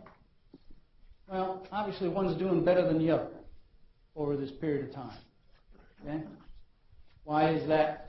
Well, part of it is the difference in the ramifications of all of that is if we had the income levels that Minnesota had, we have a $21 billion larger economy. And we have another $1.25 billion in income tax revenue. And then with the property and sales tax, another $2.5 billion on government coffers to do with what you would. Give it back, spend it, what have you. They also have greater academic achievement there. They do. They do, and that's what we're going to get to. They actually even outperform us a little bit all the time in the ACTs. We're a real high ranking as our kids that take the ACTs. Minnesota's up there too. This is all the other states, but let's move on to your comment here. This is Minnesota, the U.S., Wisconsin, Illinois. And then here are some of the laggards. Michigan, obviously, taking a big hit in the auto industry, as did Ohio. Why does the pattern look the same? Why is it the same geometry? Recession, recovery. So, again, it's the national type stuff. Right. Michigan, big autos. Autos take a huge hit, right? And their supply chain. Ohio, also. Minnesota, not so much. The U.S. is a mix, the broadest mix of the economy, too. But this is one of the reasons, possibly, that Minnesota is growing so much better. In fact, we know from the data, right, this is education attainment. Minnesota is here, Illinois, Wisconsin, Illinois. While all of them are increasing the talent in the state, some are higher and increasing faster. And we know that the more skills you have, the higher wages you make, the more income, the higher gross domestic product you're going to have. Okay? What are the numbers on the left, what do they represent?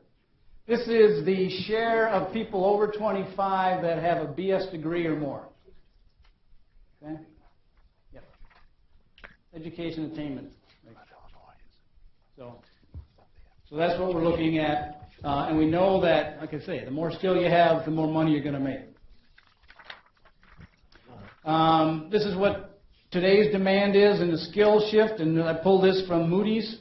What they're looking for in the future, what we've got now. Obviously, we're looking at a huge skill shift, upscale in the future. We've been seeing that essentially forever, right? Essentially, ever since we got, the McCormick Reaper or the Cotton Gin or anything like that, and even earlier on, I guess you could take it back to fire. I had a Caribbean cruise the other day. They had the Mayan ruins. The Mayans actually invented the wheel. They had the wheel. They didn't know what to do with it. They couldn't find a practical application for the wheel, so it went nowhere. So I would maintain that the axle is a huge invention. I just found that interesting. Projected job openings, again out of our shop, by education attainment level. Again, you've got a lot of unskilled down here, right? But they aren't trained, obviously, because they're unskilled. They're not making any money, right? Yeah, they're on the bottom echelon. We've got a little bit of a definitional problem that we need to think about too. When on the slide that talks about the essential skills in the workplace, there's a tendency to refer to skills as being able to do something specific. In other words, training someone to do something specific. Whereas the essential skills that were enumerated in this slide weren't specific skills, but academic general skills. So as we look forward and think about what we're doing with our academics in our institutions, we need to have a better way of communicating both to ourselves and to the outside the kinds of skills that are essential, both the specific skills for a specific job, but also these essential general skills. Am I correct about that? Yes. All right. And that's a big discussion that is going on. And Andy, did we get that sheet, that kind of summary I had in there? In your folder, I pulled some stuff out of an article, which is a quick synopsis of exactly all of this kind of thing about the level of skills going forward. And I'll tell you just a little personal anecdote. I have a good family friend's daughter, graduated from the University of Wisconsin-Madison with a BS in biotechnology or biology or something like that. Couldn't find a job. People she worked with said, "You're not really any use to me. Go over to MATC, get this lab course, and then I can use you in my lab." Right? So she did that. But the skills she acquired in her 4-year degree, the job she has had has been working in the Madison Chancellor's office. Now she's over at the WID, and she's going to be applying for a science something program thing over at the WID. The skills she learned in that MATC lab, right, very practical, ready to use, of no use to her in the job she's seeking now. And then you get into the question, would she be able to do those jobs that she's been doing with that lab tech, or was it the 4-year degree that got her the ability to match the job function she has to do in these other jobs, right? So she may become a university administrator at some point with a biotech degree. Okay. So that's an argument you get into a lot amongst the post-secondary folks, right? This is what our job projections look like going forward. This is some college, no degree, post-secondary award, no degree, so that's like a diploma or certificate, associate degree, bachelor's degree, and on up. You see the biggest demand going forward what I call these days kind of middle education, for some of the reasons we just talked about, all right? Because this isn't going to do you much good on the income side, nor the macroeconomy side.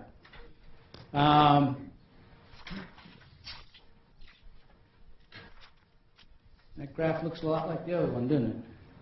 Oh. I have a staffer that likes animation.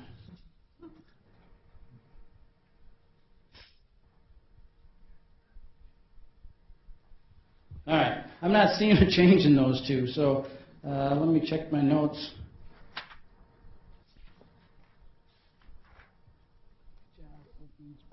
Oh, we're going to skip it because I think it's the same slide.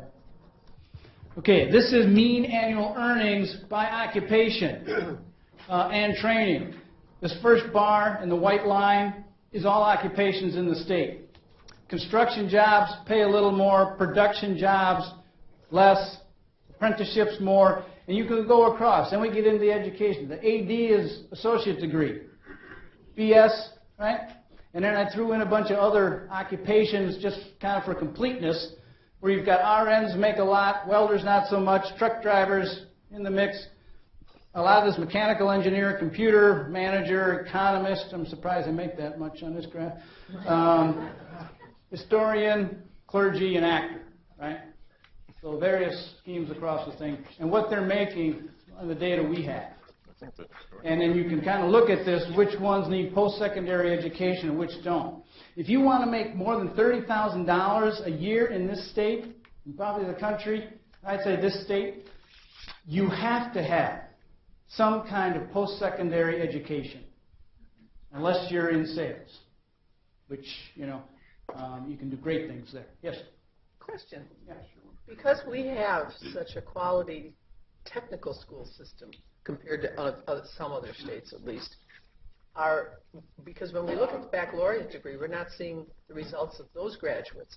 Is that perhaps one of the reasons we're a lagger? Because we have in the baccalaureate four-year level degree is because so many of our talented, capable people end up with a 1 or 2 year associate degree or certificate. I mean, what's that population compared to Minnesota's, for example? Right, okay. Well, our BS and higher is lower. Right? Yeah, I know that. I'm saying as part of that because they've gone the tech school route and have a 1 year certificate or a 2 year associate degree. Some of it, Minnesota's got, you know, their community college thing, same kind of thing. Wisconsin's got some of the best. I mean, the apprenticeship program is the one thing that kicked it off 100 years ago. And it has fit very well into our manufacturing concentration. But our associate degrees and level, that's only about 10, 11% are in that range. Now, if you add that up, we get about 30% between some college, you know, which is all over the map, and those that finish the AD degree. And yeah, there's a lot. We hear the stories from the tech college system that, well, these kids got hired out, right, before they got their degree. Well, true. We hear that a lot in university too. I know a few people. One has founded one founded a software company, college dropout, right? One founded a PC company, college dropout. There's also elected officials, right? Done great things. So they have alternatives at the university level, you know, or things that attract them differently as they do at the tech college level. So, you know, what am I doing on time? You have about 20 minutes. All right. Well, life skills are important. I'm not even going to go through the old versus the new economy, but it's in your notes. It's turned upside down. The whole thing. We've gone from back to brains. The other thing I want to put in here, though, is that quality attracts a talent. I got my people asking, what do I have to do to attract talent? Well, what do you got off the job that you can offer? Y'all know Google, right? They know this talent thing. They've gone even further and said, where do you want to live? The staff said, oh, there's this great place in Oregon called the Dalles. We'd like to live there. So Google built a facility there, right? They're one step ahead of the game. I pull this from former Professor Nichols. 20 years ago, he asked a kid coming out of business school, "Where are you going?" "Going to IBM." Great, right? Get a blue suit, haircut, you're probably good to go. Okay? Ask a kid coming out of business school now, "Where are you going?" "I'm going to Denver." "I like the lifestyle out there. I'll find a job." Right? It's a whole different outlook. So it's the quality of life that's attracting the talent. I try to simplify, make this as simple as I could for everybody. Workforce development and economic development are interactive and interrelated. Education/training is going to equal economic development going forward. This kind of lays it out. Why are skills important? This essentially says you make more, the more talent you've got. You couple higher earnings with lower unemployment, and that's huge. The unemployment rate for college graduates doubled in this recession, but it went from 2% to 4%, right? Not from 8% to 16%. So the fact that you're making more and you're employed more constantly, more consistently, that there's a whole lot for your household income. We also know that educated people usually marry educated people, and we know that those couples stay together more than do uneducated people, so then you get to the point where you're looking at a difference of 4 to 1 in household income. I'll skip this one. This is important stuff. If the economy flattens out and you don't raise productivity, right, your personal income flattens out. And this is a simulation we ran about the known educational levels by age cohorts, and we give personal income running out here. It's critical. Somebody asked me, what's the one thing you look at for economic development health? The dynamics of personal income, per capita income. Okay? Under that curve, our per capita income starts going down in 2020. So we did another simulation. We said, okay, we know more people are getting more educated, and let's lay that in there for what we think. Okay? We make some progress, that looks better. It pushes that out 5 years. This is a huge issue, challenge for this room going forward. High-tech sector, you're in high-tech, it doesn't matter which sector or part of the economy, you're going to make more money. Biggest problem we've got is we hear about the middle class going away, the bipolarization of income. First thing, we can no longer afford to pay skilled wages for unskilled labor. The other problem is caused by essentially what Greenspan said here is our talent isn't keeping up with our technology. If you've got talent, you're going to do well. If you don't, you're going to be a burden. This shows in one generation the growing gap between educational levels. And this number, just the gap alone, is about what a high school kid will make. And again, if you go to the household, you're talking 4 to 1. Earning power, if you don't have some sort of post-secondary education, you're falling behind on an economic perspective. Manufacturing skills. We can go into this, a lot of information here, but basically what this says, manufacturing workers continue to have lesser talent than the general workforce. The manufacturing talent is increasing. So we talked about that. We need more talent even in the jobs that we're changing with technology. Manufacturing wages are not keeping pace across all talent. Okay? So those with less talent are losing out even in what we have always considered a high-paying sector. Manufacturing wages of talent is growing more rapidly within that sector. Okay? So that's what's going to keep manufacturing wages higher. If you look at production workers, as we did before, they're lower. It's a lot of the upper talented folks there. This just shows the same thing, that we're getting more talent in the manufacturing sector. This is a graph, downward slope growth versus percent manufacturing over time. And so what this is saying, that the states that have, this is Wisconsin and Indiana out here, okay? The the states that have the highest concentrations of manufacturing have actually been the ones that have been growing slowest over the period. So what does the economy, new economy model look like? We developed this when I was at North Star Economics. A lot of folks say, gee, that looks like an atomic bomb. But it's kind of the same. It's not, but it's the same concept. Is you have to have, right, the ingredients in equal numbers, equal pressures, to essentially ignite this growth model. And then we've defined it kind of what we see as the segments there. Most states, right, they're missing pieces. So the key is, can you get all of these things together in balance, coordinated? President Russ talked about before, coordinating, getting everybody working together, bringing this forward, right? But you got to complete this, otherwise you get leaks and the bomb doesn't go off.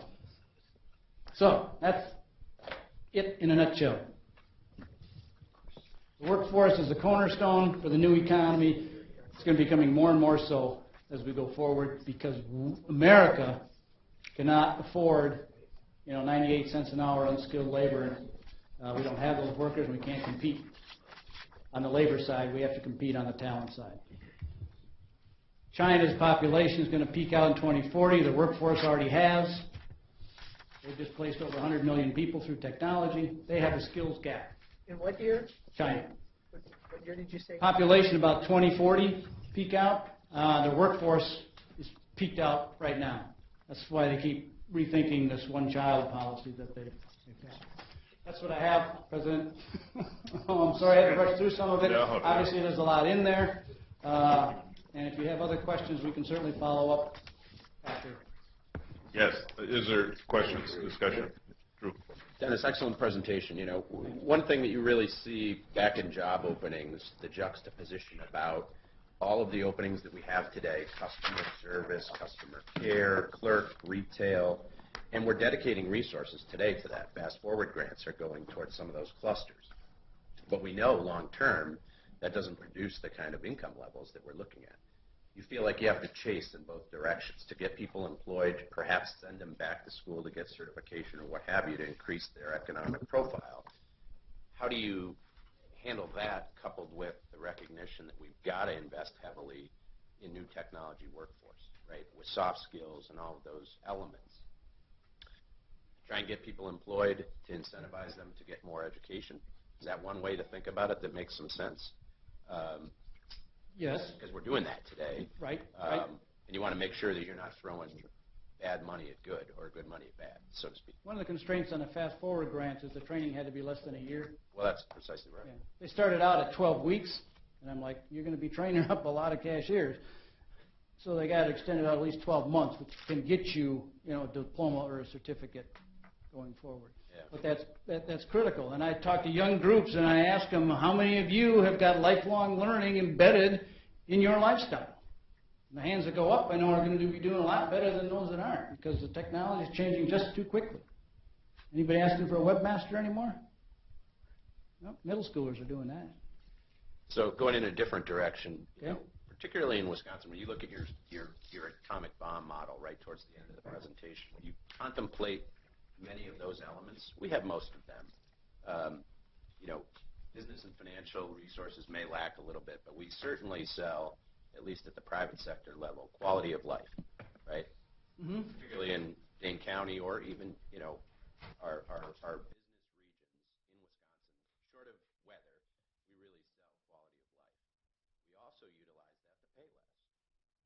Fundamentally, companies say, oh, as a business to pay you a little bit less. So one of your conclusions is we've got to increase people's salaries over time because they're going to have those skills. How does that reconcile when it's not going to move at the same clip as a Minnesota or a Chicago? How do we overcome that income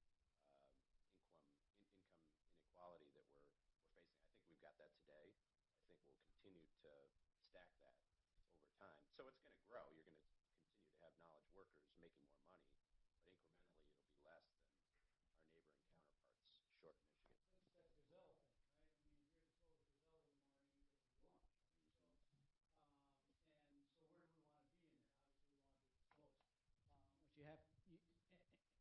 no one thing. I mean, if you were to capitalize it all, we need talent, we need technology, we need to commercialize that technology, and we need capital, and we need management. Those are kind of, we do a great job in R&D. We actually do a pretty good job of educating our kids, right?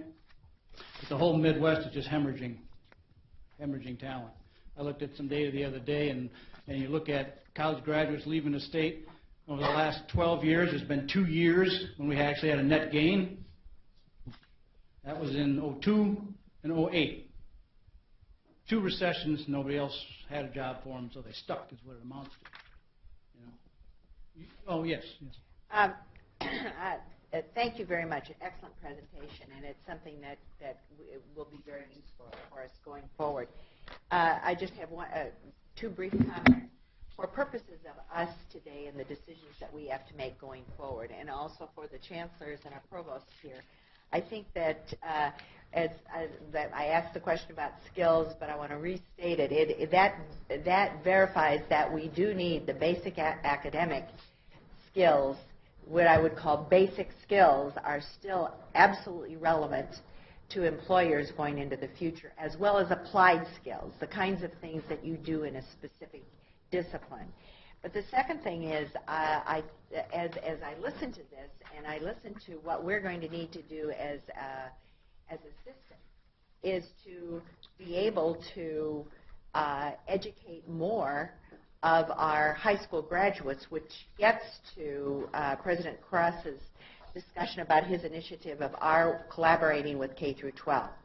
Because it's important that the students that we have in our K through 12 system are prepared to be successful in our 2-year and our 4-year institutions. So I both want to say my strong support of what we're going to be doing with K through 12 and working with the K through 12 system, and my continued support of what we're doing with our basic academic programs. Did you want me to comment on that at all? Yes, I would.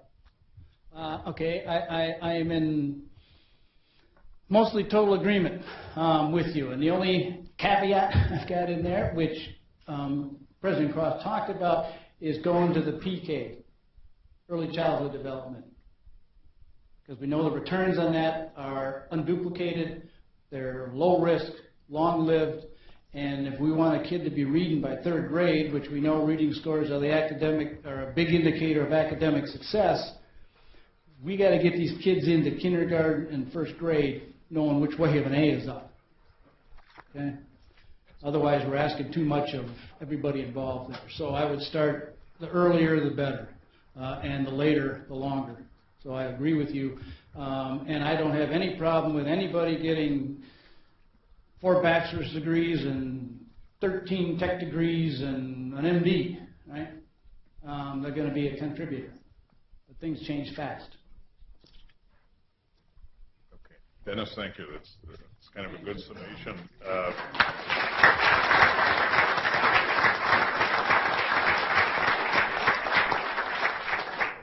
You've provided us a good foundation for our next panel discussion, where we'll take a closer look at Wisconsin employers' need from the UW system and to help us be more competitive. With that, we would like to introduce, in a second, I'd like to introduce Jake. Senator Schoen, thank you for coming. We appreciate you being here. Good morning. Thank you.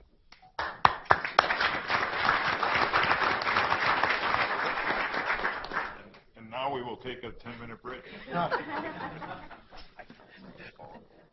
by the Wisconsin Business Development Center. Jeff earned his BS in chemistry from UW River Falls and his PhD from University of Minnesota.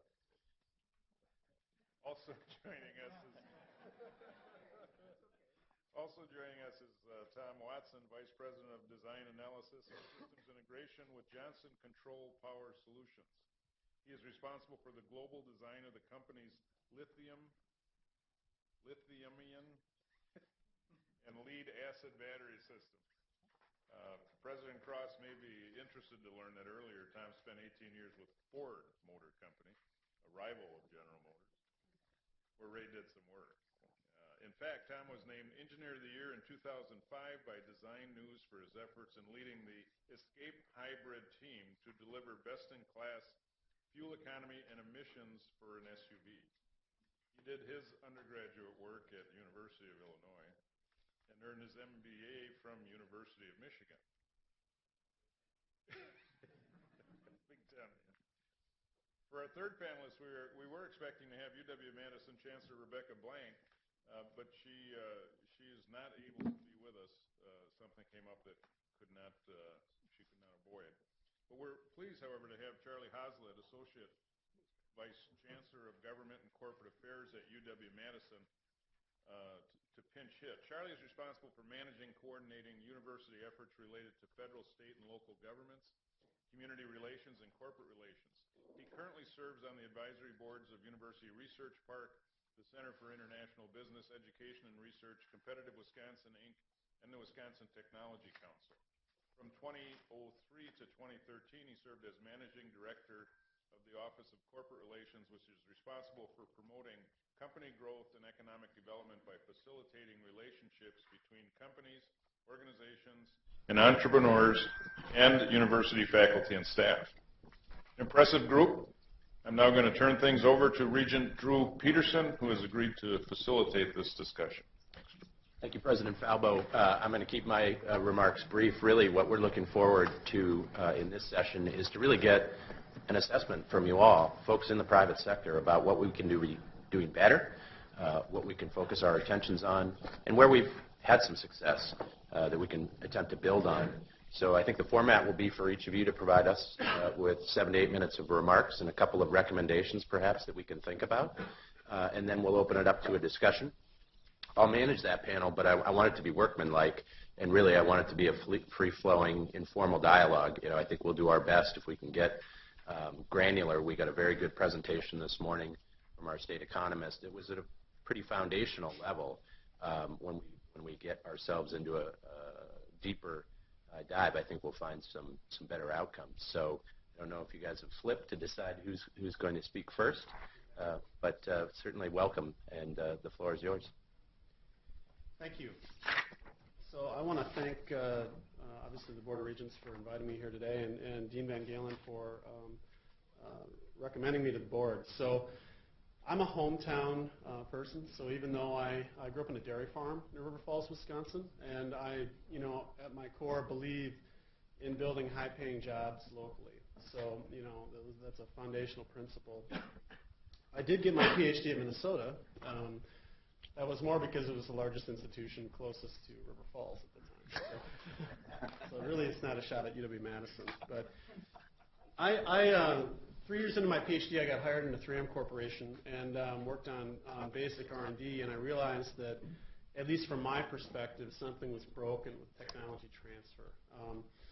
Even though 3M is a very well-respected company, I felt like the systems and the processes and things stood in the way of really taking innovations to market.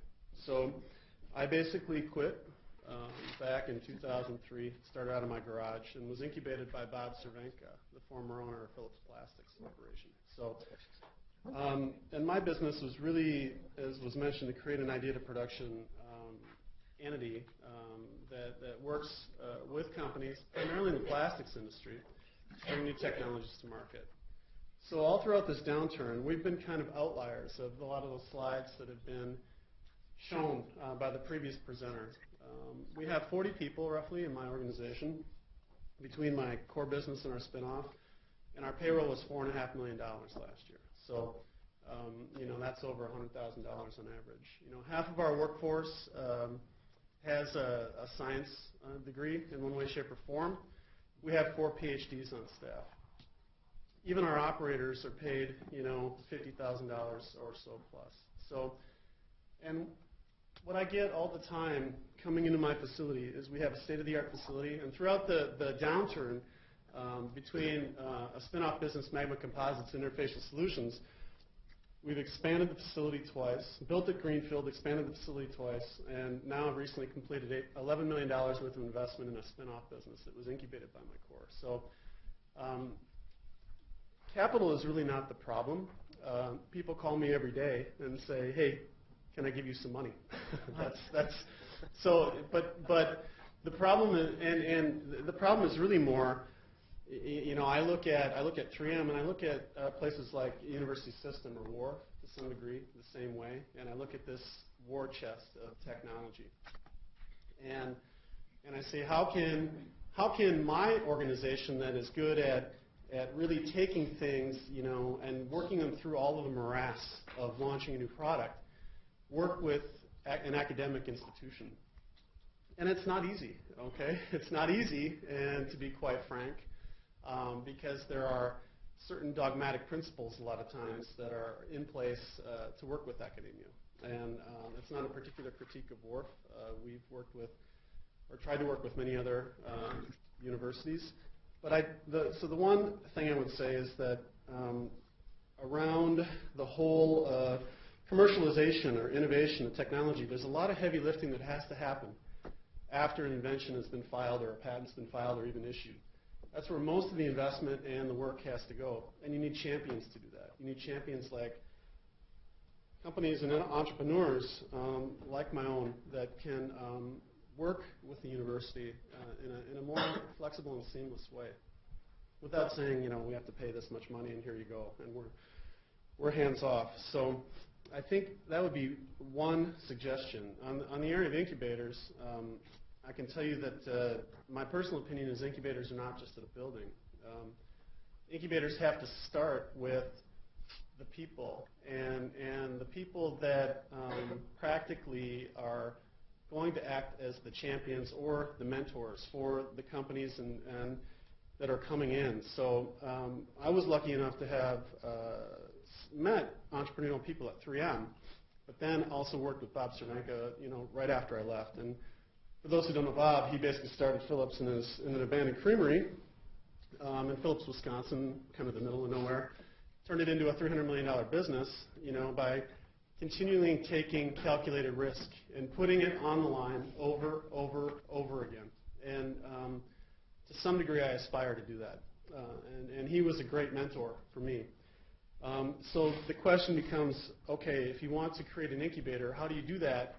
And I think it has to start with attracting the right entrepreneurs into that incubator and actually attracting entrepreneurial staff that are acting as mentors for the companies and the people there, and the rest will follow. Because entrepreneurs and successful entrepreneurs, they find a way to raise money, to hire the right people, and then once there's some success, people just come out of the woodwork. So I don't have any problem hiring people. We, over the last 2 years, have hired 3 people out of Silicon Valley.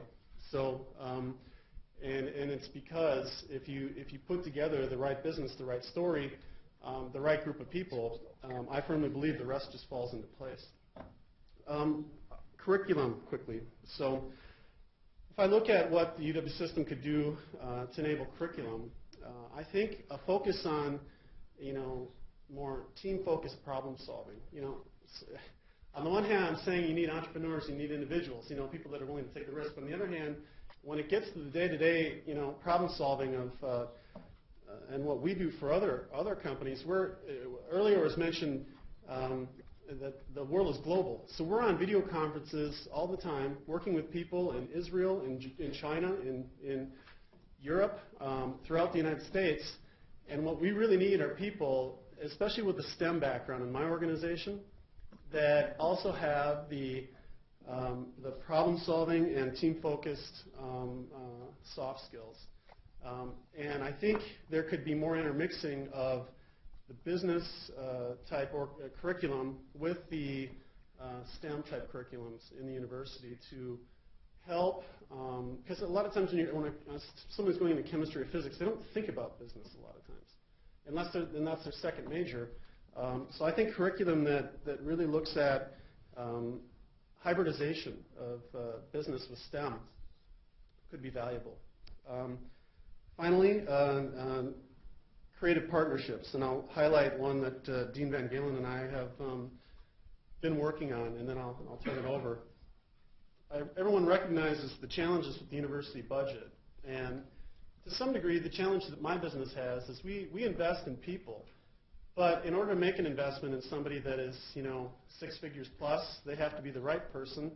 And so Dean and I are working on a strategy to help address some of his issues with the pressure on faculty and salary with things that would help my business. And basically we're talking about almost a hybridization of an academic and industrial position where it's a cost sharing, and where that truly would be someone that would spend 50% of their time in my organization and also teach coursework. And in my mind, we could target, high performance individuals coming out of maybe even graduate school that are uncertain whether they want to go the academic or industrial route. And so I think it might be a creative strategy to really attract the best talent, regardless of where those people are being trained.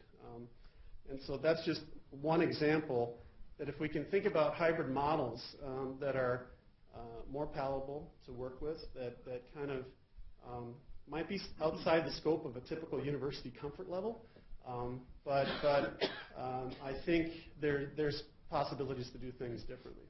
So that's all I had.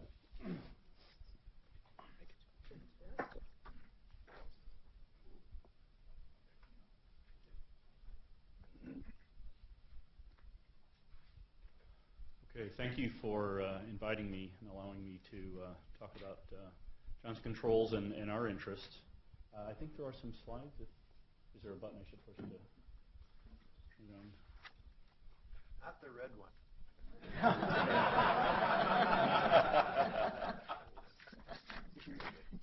Okay. Just very quickly, I'm not going to spend a lot of time on this. For those of you that don't know who Johnson Controls is, we're a $43 billion company headquartered in the state of Wisconsin. 3 businesses, 2 of which are headquartered here in Wisconsin. The building efficiency and power solutions business are here in Wisconsin, and the automotive experience business is headquartered in Michigan. We've also just recently announced we're building a second headquarter building. We're not moving our headquarters, but we're recognizing that China is very close to being the largest economy in the world, and we need a presence there. So we've had manufacturing presence there, engineering presence there, business presence there, but we're recognizing that China is an economy that has to be dealt with, and we're actually building a second headquarter building in that country. Where I come from is Power Solutions, and as I was introduced, I lead the design of our lead acid and lithium-ion battery systems for our customers. We built 135 million batteries last year for automobiles, with somewhere around, let's see, I think we've got the number on here, 36% global market share of starter batteries for cars. The number 2 competitor next to us has 12%. So this is pretty big. Now, getting into how we work with universities and how we can work with the UW system, there's a large gap between new innovation that comes out of the research lab and how it gets into high volume manufacturing. And Jeff mentioned, I'll call it ITP, but you call it idea to product. We use a similar acronym, innovation to proposal, and this is the process we've created to bridge the gap between ideas that come out of research efforts and help bridge that into some kind of product proposal that we could put a business case around. Let's see if I can move forward here. So in terms of what we're doing now, so what are our successes? We've already been partnering with the UW system for a few years now.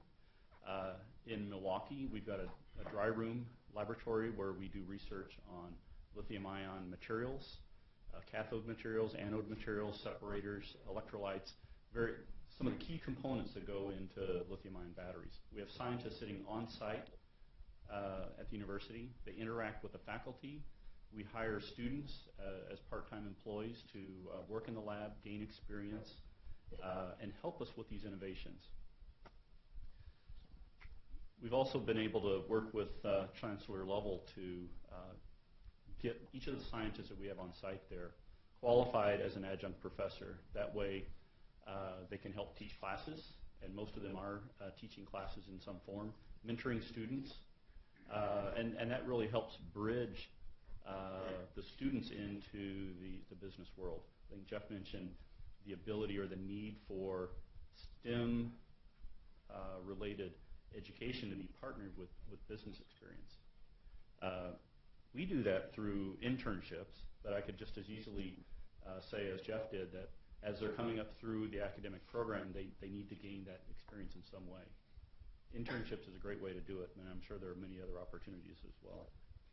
We're also sponsoring a laboratory at the Wisconsin Energy Institute.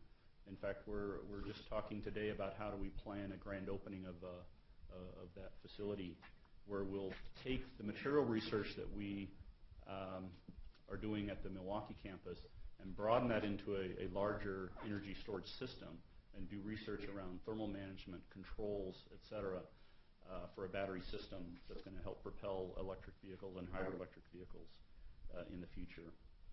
We also fund research projects for students, both here in Madison as well as in Milwaukee. And when we go through our scoring process every year as we evaluate proposals, we actually give bonus points to proposals that come to us that involve multiple campuses within the UW system. We think this is unique, and it may be one of a kind in the United States. What are our competitive challenges? So I mentioned earlier, we built 135 million batteries last year. Very high volume manufacturing process, not to be interrupted by engineers who want to come up with something new, right? We make our money when that line runs smoothly and efficiently with very little waste, right? So our challenge as we go into the future, and our challenge collectively with the UW system, is how do we create new levels of energy storage that have been unseen before? And it's always got to have a cost element to it. We're all reading headlines in the newspapers about some new innovation that we can propel an electric vehicle for 350 miles on a single charge. Many of these innovations are at least 20 to 30 years away from production viability. Right? So a startup company like Jeff's, and you started, what, about 10, 12 years ago? 10 years ago. Your investors want to pay back in a certain period of time. They're not going to wait 20 to 30 years, right? So well, you said they were throwing money at you, but then they ask you then what's their return, right? Right. So when there's that much gestation time between an innovation and when it's really going to be applied in the field, we really need some advancements in this area in terms of how do we get some of these technologies into reality. And cost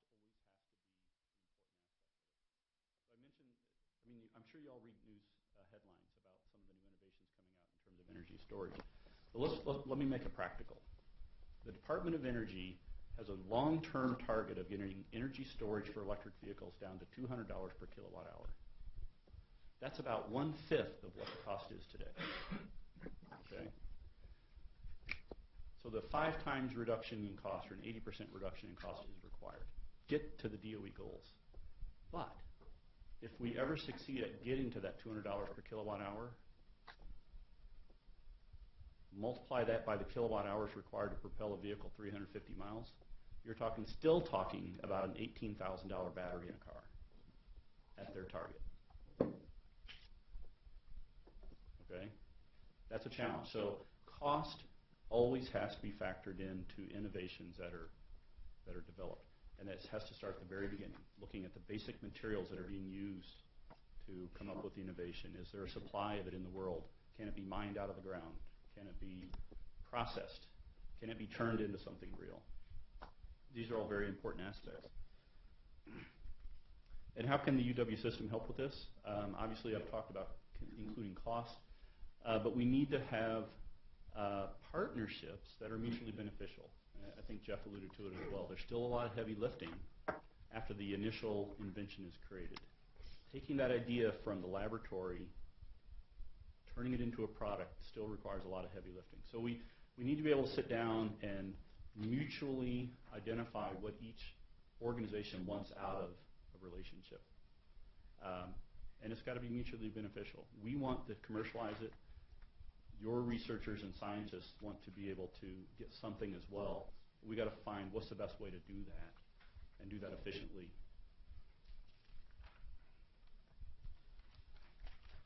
Who do we hire? We hire from many of the different universities within the system. Madison, Milwaukee, Whitewater, Parkside, and La Crosse, to name just a few. Many of our lead-acid engineers based in the Milwaukee Tech Center come right out of Madison here. Within our building efficiency business, we just opened an innovation center at the Whitewater campus, named after the founder of our company, Warren Johnson, who was actually a professor and got his patent back in 1883, I believe, for the thermostat. And that was the formation.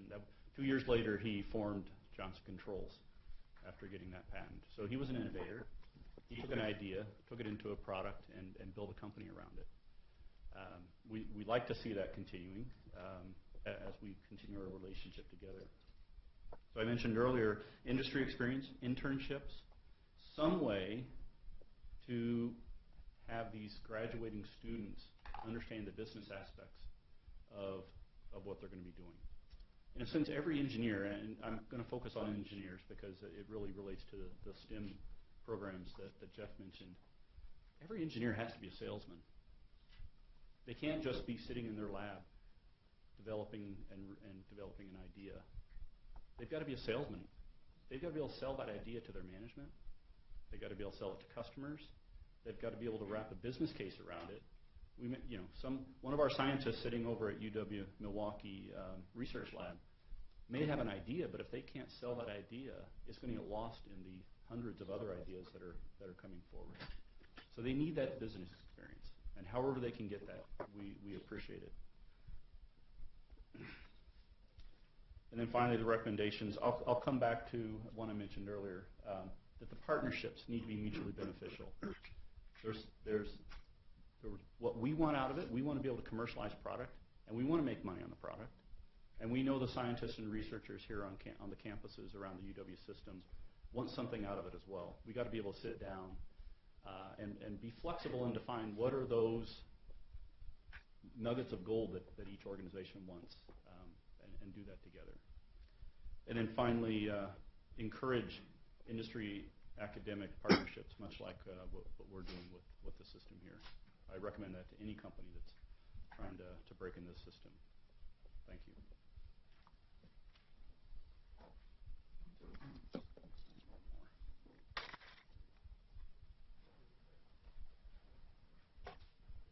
Well, thanks very much, and thanks for allowing me to pinch hit for Chancellor Blank. She does extend her apologies. She really wanted to be here. She's got a little medical issue going on, and she's fine, but the doctors asked her to kind of stick close to home for a couple of days. So instead, she's having all her meetings at Olin House. She's not slowing down, trust me. So as President Falbo said, I spent 10 years as the Office of Corporate Relations Director, so I know a little bit about this area of working with companies. I'm not an economist, although I did take one macroeconomics course during my college career, so that gives me some grounding in that. But what we thought we'd do is talk about how universities are increasingly important to economic development. And there's really two main factors, as we think about it, that we can point to of how we can help Wisconsin companies be more competitive. And those two are education and innovation. So let me talk first a little bit about education. You know, the core mission, of course, of the university is to produce an educated workforce that's needed to build, run, and work in the innovation economy. This means educating not only our undergraduate students and graduate students, but also providing continuing education opportunities to those already in the workforce. And I think we've got a number of good data points that we can look at about what we're doing already. So let me talk just briefly about some of those. As the Regents know, we've got approximately 26,000 students that receive bachelor's degrees every year coming out of the UW system. Another 7,500 students receive graduate and professional degrees, and many of those are looking to go into the workforce. In fact, approximately 80% of those stay in Wisconsin. So we're not seeing a huge brain drain to other states the way that you've heard about in some instances. In fact, we have 13% of non-residents who stay in Wisconsin after graduation. I'm convinced those are people from Michigan and Canada who don't want to go where it's even colder. If you look at the top 5 degrees coming out, the students come out with, they're in the areas that Dennis Winters sort of talked about that we need in terms of the new economy. It's business degrees, it's biology, it's psychology, communications, and nursing. If you look in the STEM area, we've got over 7,000 STEM degrees and another 3,000 health degrees that were conferred in the 2013 time frame, and that's almost 30% of all of the degrees that were conferred. Another third of the degrees conferred at the graduate level were in the STEM or healthcare areas. At UW-Madison, in terms of professional development, these are people who are in the workforce whose companies are sending them back or they're coming back on their own accord. We offered more than 30,000, or we had more than 30,000 enrollees in each of the past 5 years coming through our College of Engineering professional development program, the School of Business Executive Education programs, some things going on in the health sciences. As Dennis talked about, the Wisconsin workforce is flattening, and so we need to increase the productivity for each worker. And to me, that means the university needs to work more closely with employers to provide the education and the skilled workforce that they need. And I'll come back to that in terms of a recommendation in a minute. He talked a little bit about the changes in skills used at work, where we've gone from routine and so forth to non-routine analytical, non-routine interactive skills being increasingly important. I would argue that a university education, more so than any other type of education, whether it's technical or otherwise, is the type of education that is going to teach those skills that are going to be needed in the new economy. There was a talk about soft skills that are needed. That's something that I think you get in a university, and we could probably do a better job of focusing in on teaching soft skills more specifically.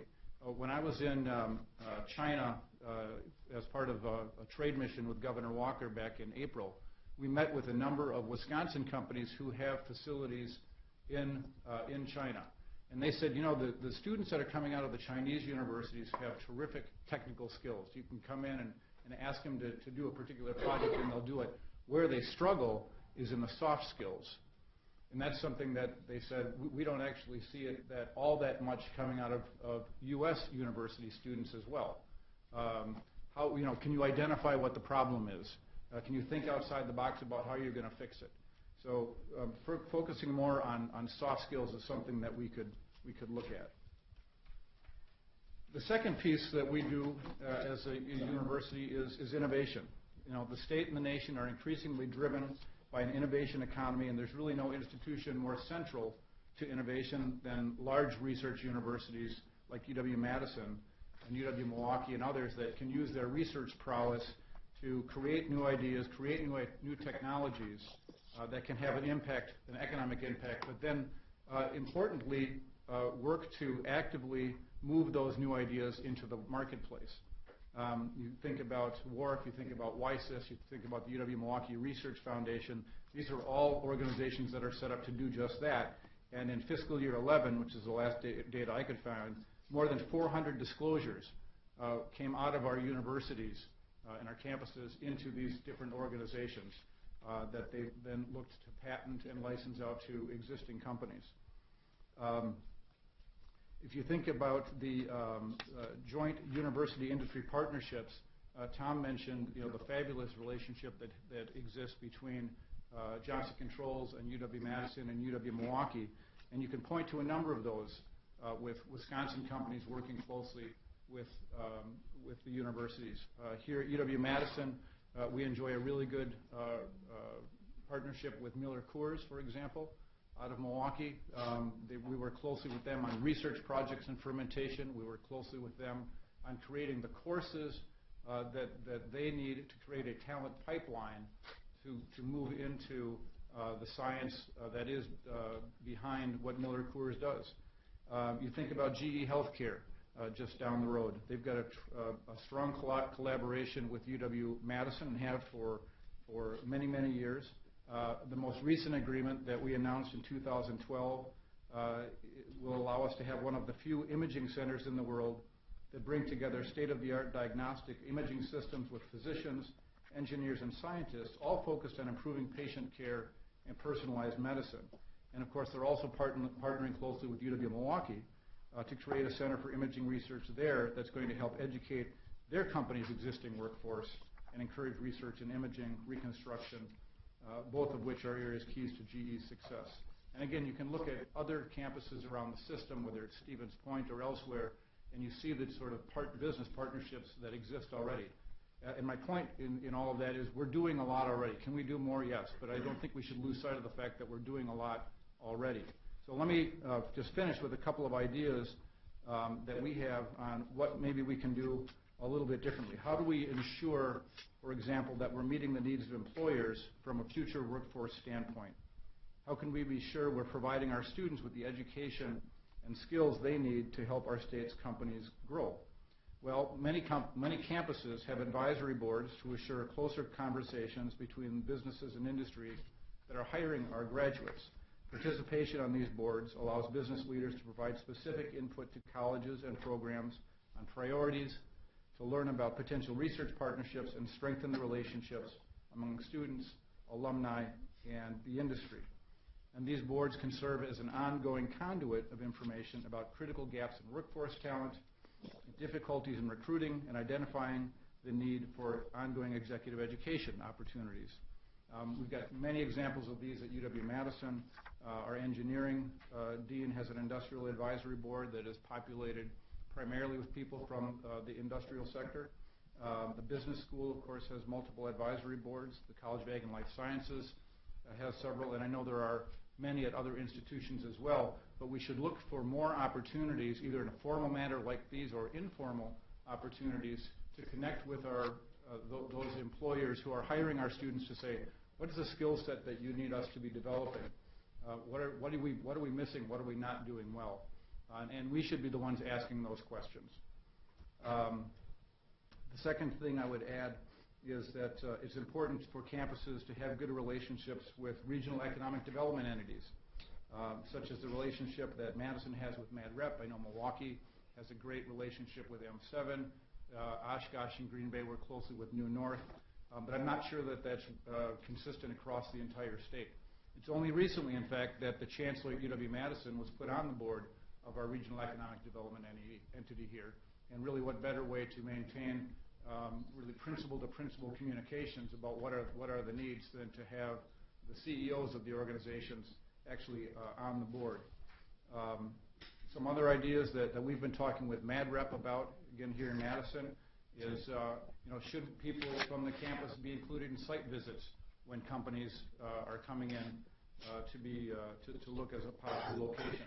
Are there opportunities that we as a campus can identify, either through our relationships with our alumni or relationships with companies that we are working with that might be interested in locating or relocating a facility here? One example is that we worked with the Wisconsin Alumni Association and our University Research Park, who did a direct mail campaign to alumni outside of the state who were presidents or CEOs of companies with sort of a come back home to Madison message. And we actually did have a number of inquiries based on that campaign. So trying to do more along those lines we think is helpful. I would point out that industry clusters is something that, particularly at the regional economic development level, they're talking more and more about. What can we be doing to help grow these industry clusters that are in our region? Again, pointing to Madison, we're doing some things with MadRep to create an agriculture, food, and beverage sector. That's sort of latent out there, but we know that with some help we can really get that and make that robust. We're actually going after some federal funding that can add to that. Milwaukee is already working closely with the Water Council. Other sectors where UW System schools are playing an active role, advanced manufacturing, healthcare, biotechnology. But again, having a constant communication with our regional entities and with Wisconsin Economic Development Corporation, which again is looking at regional economic clusters, industry clusters, I think can be helpful. And then lastly, and then I'll finish up, Let's not forget about startup companies and entrepreneurs. Much of the new net growth in jobs comes from companies that are less than 5 years old. So paying particular attention to how we can support and grow new companies, I think, is important. The small development center network around the state is helpful. At Madison, you're familiar with the new D2P initiative, which will not only identify technologies around which a new company could be built, but also create a support structure and connection so that that company can get off the ground. And by the way, D2P will also work with existing companies to make them aware of ideas and technologies and products that are coming out of the university, coming out of these startup companies that may be beneficial to that company. And then lastly, supporting private sector efforts such as Generator and 100 State, which is here in Madison, where the Office of Corporate Relations has office hours on a regular basis to connect with fledgling entrepreneurs where they are congregating, is also something that we can be working on. So I'll stop there. It's sort of a laundry list of some ideas, but I appreciate the opportunity to speak to you. Thanks. Thank you, Charlie. And Jeff and Tom, for your commentary. Just to set the table, we've got about 20 to 25 minutes, so I think we want to be staccato about questions. And really, I encourage everybody to lob them forward. The first I would start with just was something that you all talked about, which was the need for particularly STEM engineering field resources that had business acumen, soft skills. Certainly, from our perspective, I think curriculum adjustment may be something that we have to think about to get you what you're looking for. But as you said, it's also about partnerships, and so that's internships and co-ops. What else do you think we can be doing aside from curriculum adjustment to make that easier? I mean, we've got a startup company, we've got a Fortune 100 company that are doing that, but it's clear and evident that we need to have more and more coordination, as Charlie talked about, between small startups, large entities, and our university systems, because it's our talent pipeline. What else do you think we can be doing that we're not today?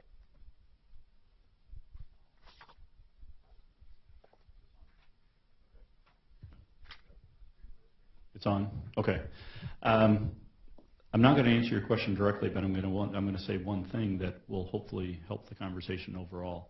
We cannot lose focus on the STEM as we think about how do we broaden their capabilities. Because the last thing I want to have is a dilution of the STEM efforts to give people the opportunities to learn more about the soft skills. So somehow we've got to find a way to integrate together the STEM disciplines plus these other aspects, and that's why we at Johnson Controls we've primarily focused on internships and co-ops in order to do this. And at the end of every summer, we have an intern symposium that all the interns from all the different universities across the country that come to Milwaukee and work in our headquarters, they spend a whole day presenting the results. So we expect our supervisors of these interns, in a sense, to do some on-the-job training of teaching them how to prepare a presentation, how to focus on the key points, how to get to a conclusion, and how to present it in a way that essentially is becoming their job interview in front of a large group of people. Could I ask, are any of those done in teams of those interns, or are they all kind of spun off into the company in different locations individually? They're done individually, but I got to tell you, something very interesting happened last summer because in addition to having individual job assignments, we spent a lot of time coordinating all the interns together as a group. They stayed in the same dorms.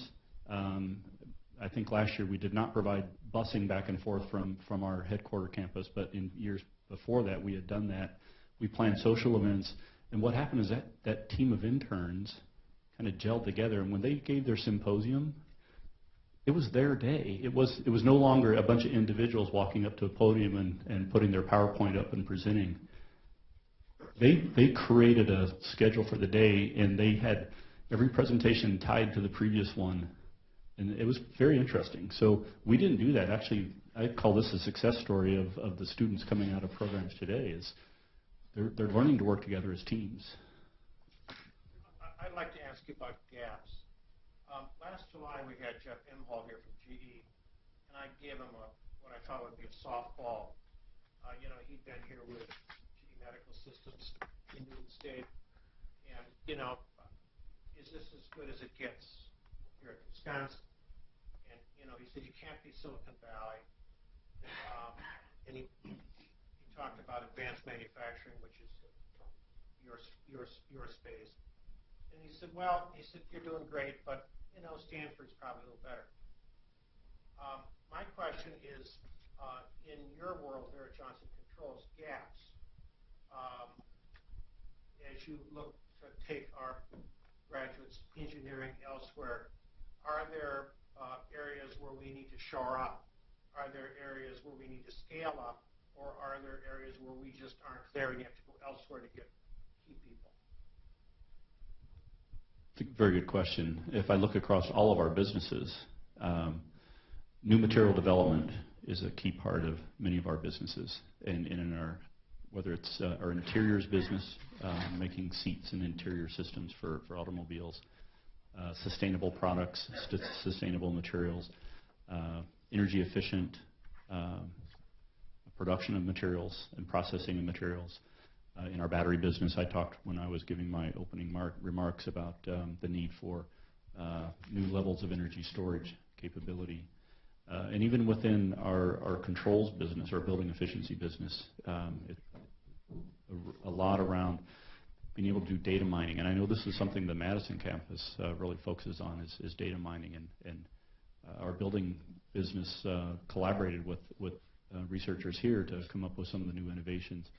I think for our battery, I'll talk just for 1 second. I don't want to hog the microphone, but I'll speak for just a second about our battery business. It looks like lithium-ion is an energy storage chemistry to be around for a long time, and there will continue to be advancements in that area. And you can read about lithium metal and lithium air and lithium sulfur and zinc, manganese, and other things that are being discussed in the newspapers. But there's a large manufacturing base around the globe for lithium-ion, and it still has a lot of legs left on it. Same thing, lead-acid batteries have a lot of legs left on them, and we can push the energy content of those considerably as well. So focus on those, me specifically, and at Johnson Controls, focusing on lithium-ion research and those systems, and like what we've got going on in Milwaukee with the lithium-ion materials, and then what we'll be doing here at the Wisconsin Energy Institute around systems, the fact that the system you wrap around a lithium-ion cell comprises about 50% of the total cost of a battery system that goes in a vehicle. There's large opportunities at both campuses to really drive research in those areas. Just a quick follow-up. In your world there in the company, sometimes we provide input to our partners, in this case the universities, and then to what extent are we satisfied that they get it on a scale of 1 to 10? And I know this is challenging, or this is not a softball. The president earlier was talking about listening. Are we on the same page? Are we totally satisfied that we get it over at the university? I'll characterize it as I think we're getting to getting it. I mentioned we sponsor research for grad students and scientists here on the campuses, and we award bonus points for project proposals that involve multiple campuses within the UW system. I don't think submitters of ideas recognize how serious we were about that initially, but they get it now. We made it very concrete when we awarded grants that we were giving extra points. We told them up front we were giving extra points for proposals that involve multiple campuses. We wanted to see, we were trying to force a multi-campus approach to solving problems, and I think that at least the team we're working with, they get it now. They understand. They saw it in dollars and cents. Drew?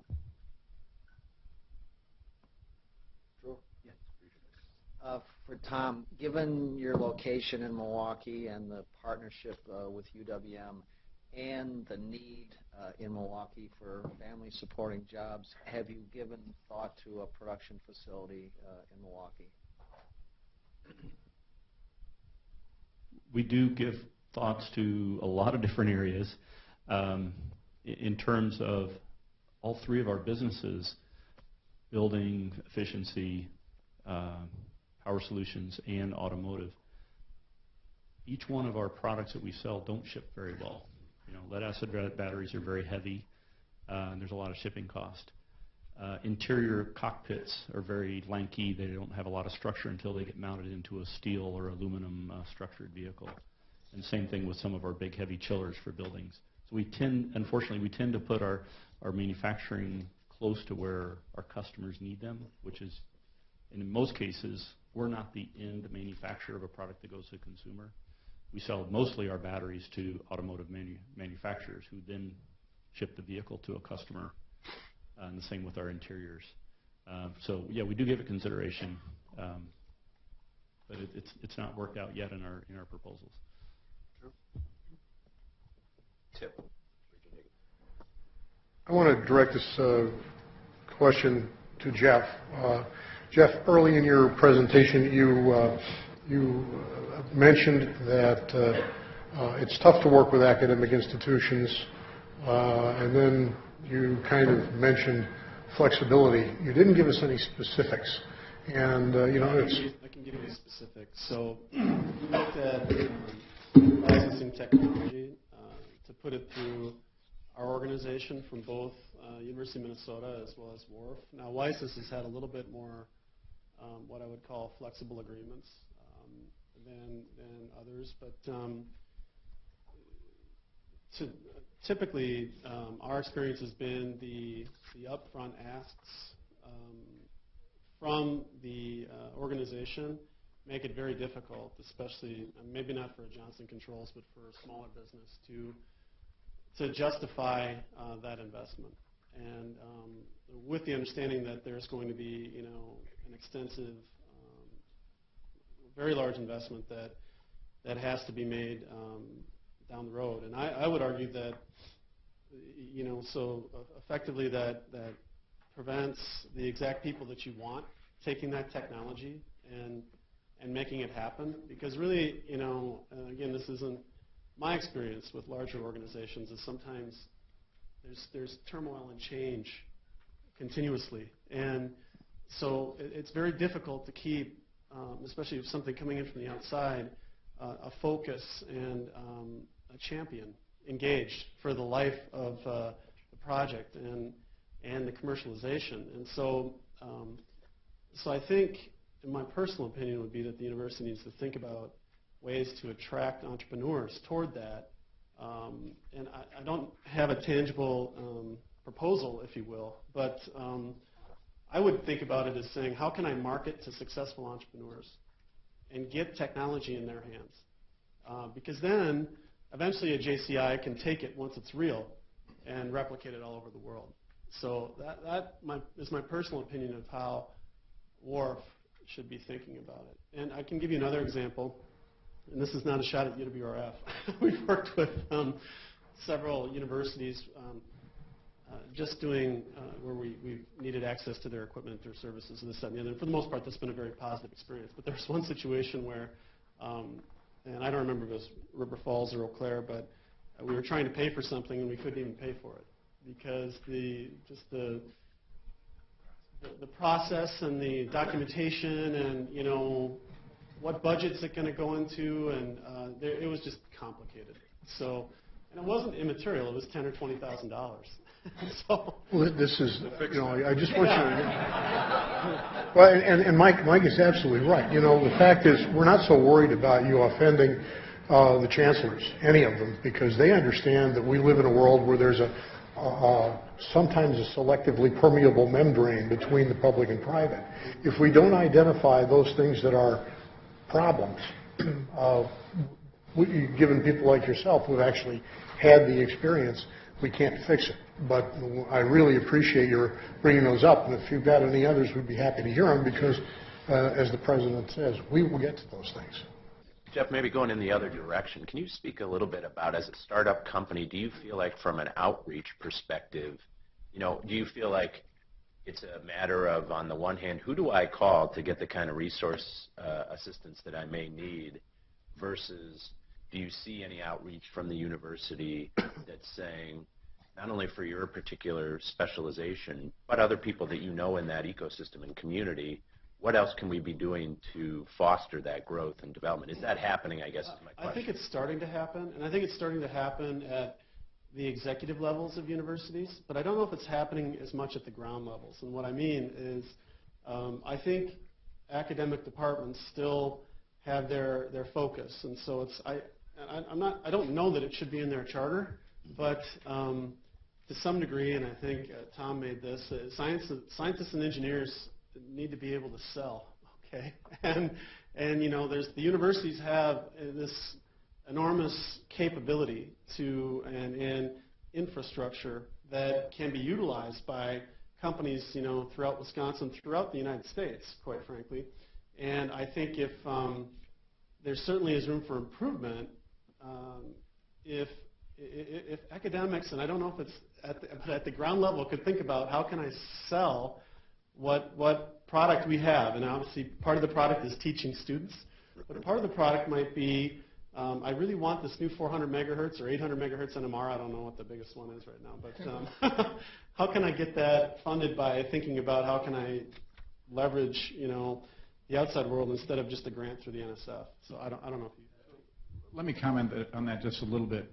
Back in 2003, when we started the Office of Corporate Relations, we talked with faculty members and say, you know, company X is interested in sponsoring some research with you. And at the time, if you think back to where the federal government was at, there was a lot of research funding. They had gone through a period during the 90s and into the 2000s where research funding was going up. It was a priority. And so a lot of the answer that we got from faculty was, I just don't have the bandwidth. You know, I've got 3 NIH grants, or I've got 2 NSF grants, or what have you. The bandwidth wasn't there. Fast forward to 2007, 2008, I've got faculty calling me, researchers calling me saying, do you know of any companies that might be interested in working with me on X? Because the federal dollars had dried up. So the change is coming, but it's being driven as much by funding considerations as anything else. Drew? Yeah. I was going to follow up on Tim's question. That was a question I had. Sort of triggered something, Jeff, when you said that.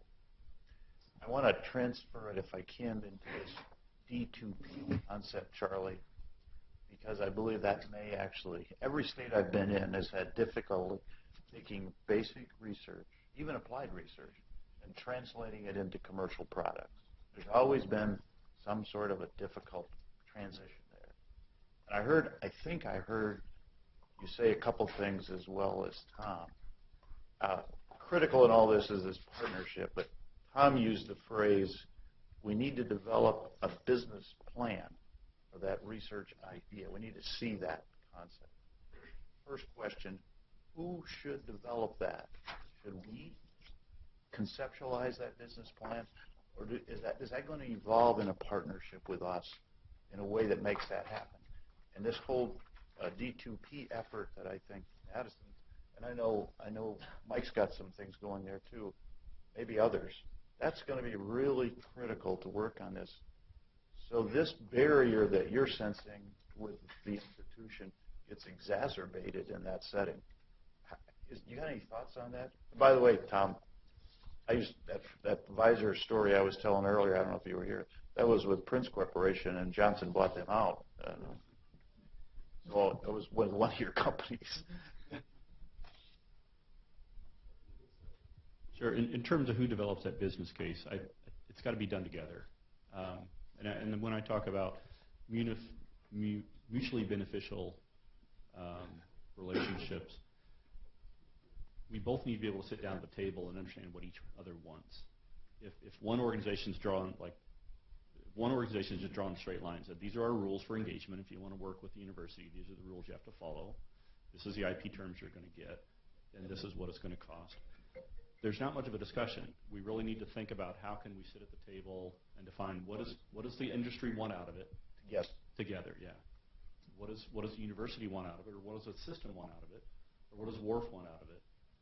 And identify those things that are important and be willing to give up on some of the other things that are not as important. And I think the business case has to be developed together. So with D2P, and I'm cognizant of the fact that one of the fathers of D2P is sitting in the room here, so I can always defer to him. The notion is that we put a team in place that is an entrepreneur in residence sort of person, that has connections to industry, that has connections to wharf, that has connections to the investment community, that looks for technologies upstream farther than we do now, helps guide them through the process, and working with the Johnson Controls of the world and others saying, you know, if we take the research in this direction, is that of interest or is it more of interest in that direction? So trying to get that feedback much earlier in the process than I think typically is the case, I think is going to be the key to what we're talking about. My personal opinion is that you have to start by speaking the same language. And a big part of the problem is that there are misaligned, academic and industrial priorities and language are not the same. And so, and then you throw in systems and processes and bureaucracy. And so, and those all get in the way of a successful partnership. And not to say that it can't be done and it hasn't been done, but my personal opinion is what I mean by speaking the same language, and Tom brought up cost. I do think that people or faculty that want to launch products or technologies should know how to write a business plan. I firmly believe that. I believe that that should be ingrained in STEM education because, you know, I learned, I didn't know what a profit and loss statement was even 3 years into 3M Corporation. To me, that's a crime. And, you know, let alone, you know, what intangible assets were in the balance sheet. So, you know, it was all learning by fire. So if I look at my personal experience, and, you know, thankfully one of the first books that I purchased was the MBA's handbook, and I read the thing from cover to cover. So it's not that difficult. And our STEM students are extremely intelligent. They can handle it. So I really think that giving them that perspective, helping STEM students, faculty that are interested in engaging with the industrial world would be extremely beneficial. That's my personal opinion. Mark, final question. I don't have a question, just a sort of a good news comment. You've been talking about a little bit about curriculum, and Jeff, you talked just now and before about the needs, and we need to develop more this well-rounded person for this new economy. And the good news is that from the UW-Madison undergraduate initiative to work that's been done by the chancellors and their provosts at River Falls and Oshkosh and Milwaukee and other campuses, we are probably ahead of the game from a national perspective. Unfortunately, the regents and the legislature probably have not given our campuses enough support for the innovation that they have introduced in their curriculum. So I take the message here that we really need to double our efforts in that area. And just to underscore that and conclude our discussion, first, thanks for being here today. I think you've seen a real decided turn, certainly in my short tenure in the Regents, where we're very much focused on our business economy in this state. We regularly have our Wisconsin Economic Development Corporation here. We regularly are reaching out to businesses. And I couldn't agree more with Regent Bradley. We are making great investments. We can do better. We can do more. And we can be your advocates for getting more of that accomplished. But we shouldn't lose sight of the fact that our chancellors are really our evangelists at the local level. They see it firsthand. They bring it to our attention. They point out the pitfalls that they hear when they sit in advisory groups of their local businesses who say, I wish I could get this done more fast, more efficient, with less red tape. It's incumbent on us as a board to help facilitate that and to take some of your recommendations and try and put them into action. You know, looking at curriculum is one thing. Making sure that you've got a balanced focus on business planning and practical application is something I think we can do short order. So certainly on our behalf, thank you very much, and let's give them a warm.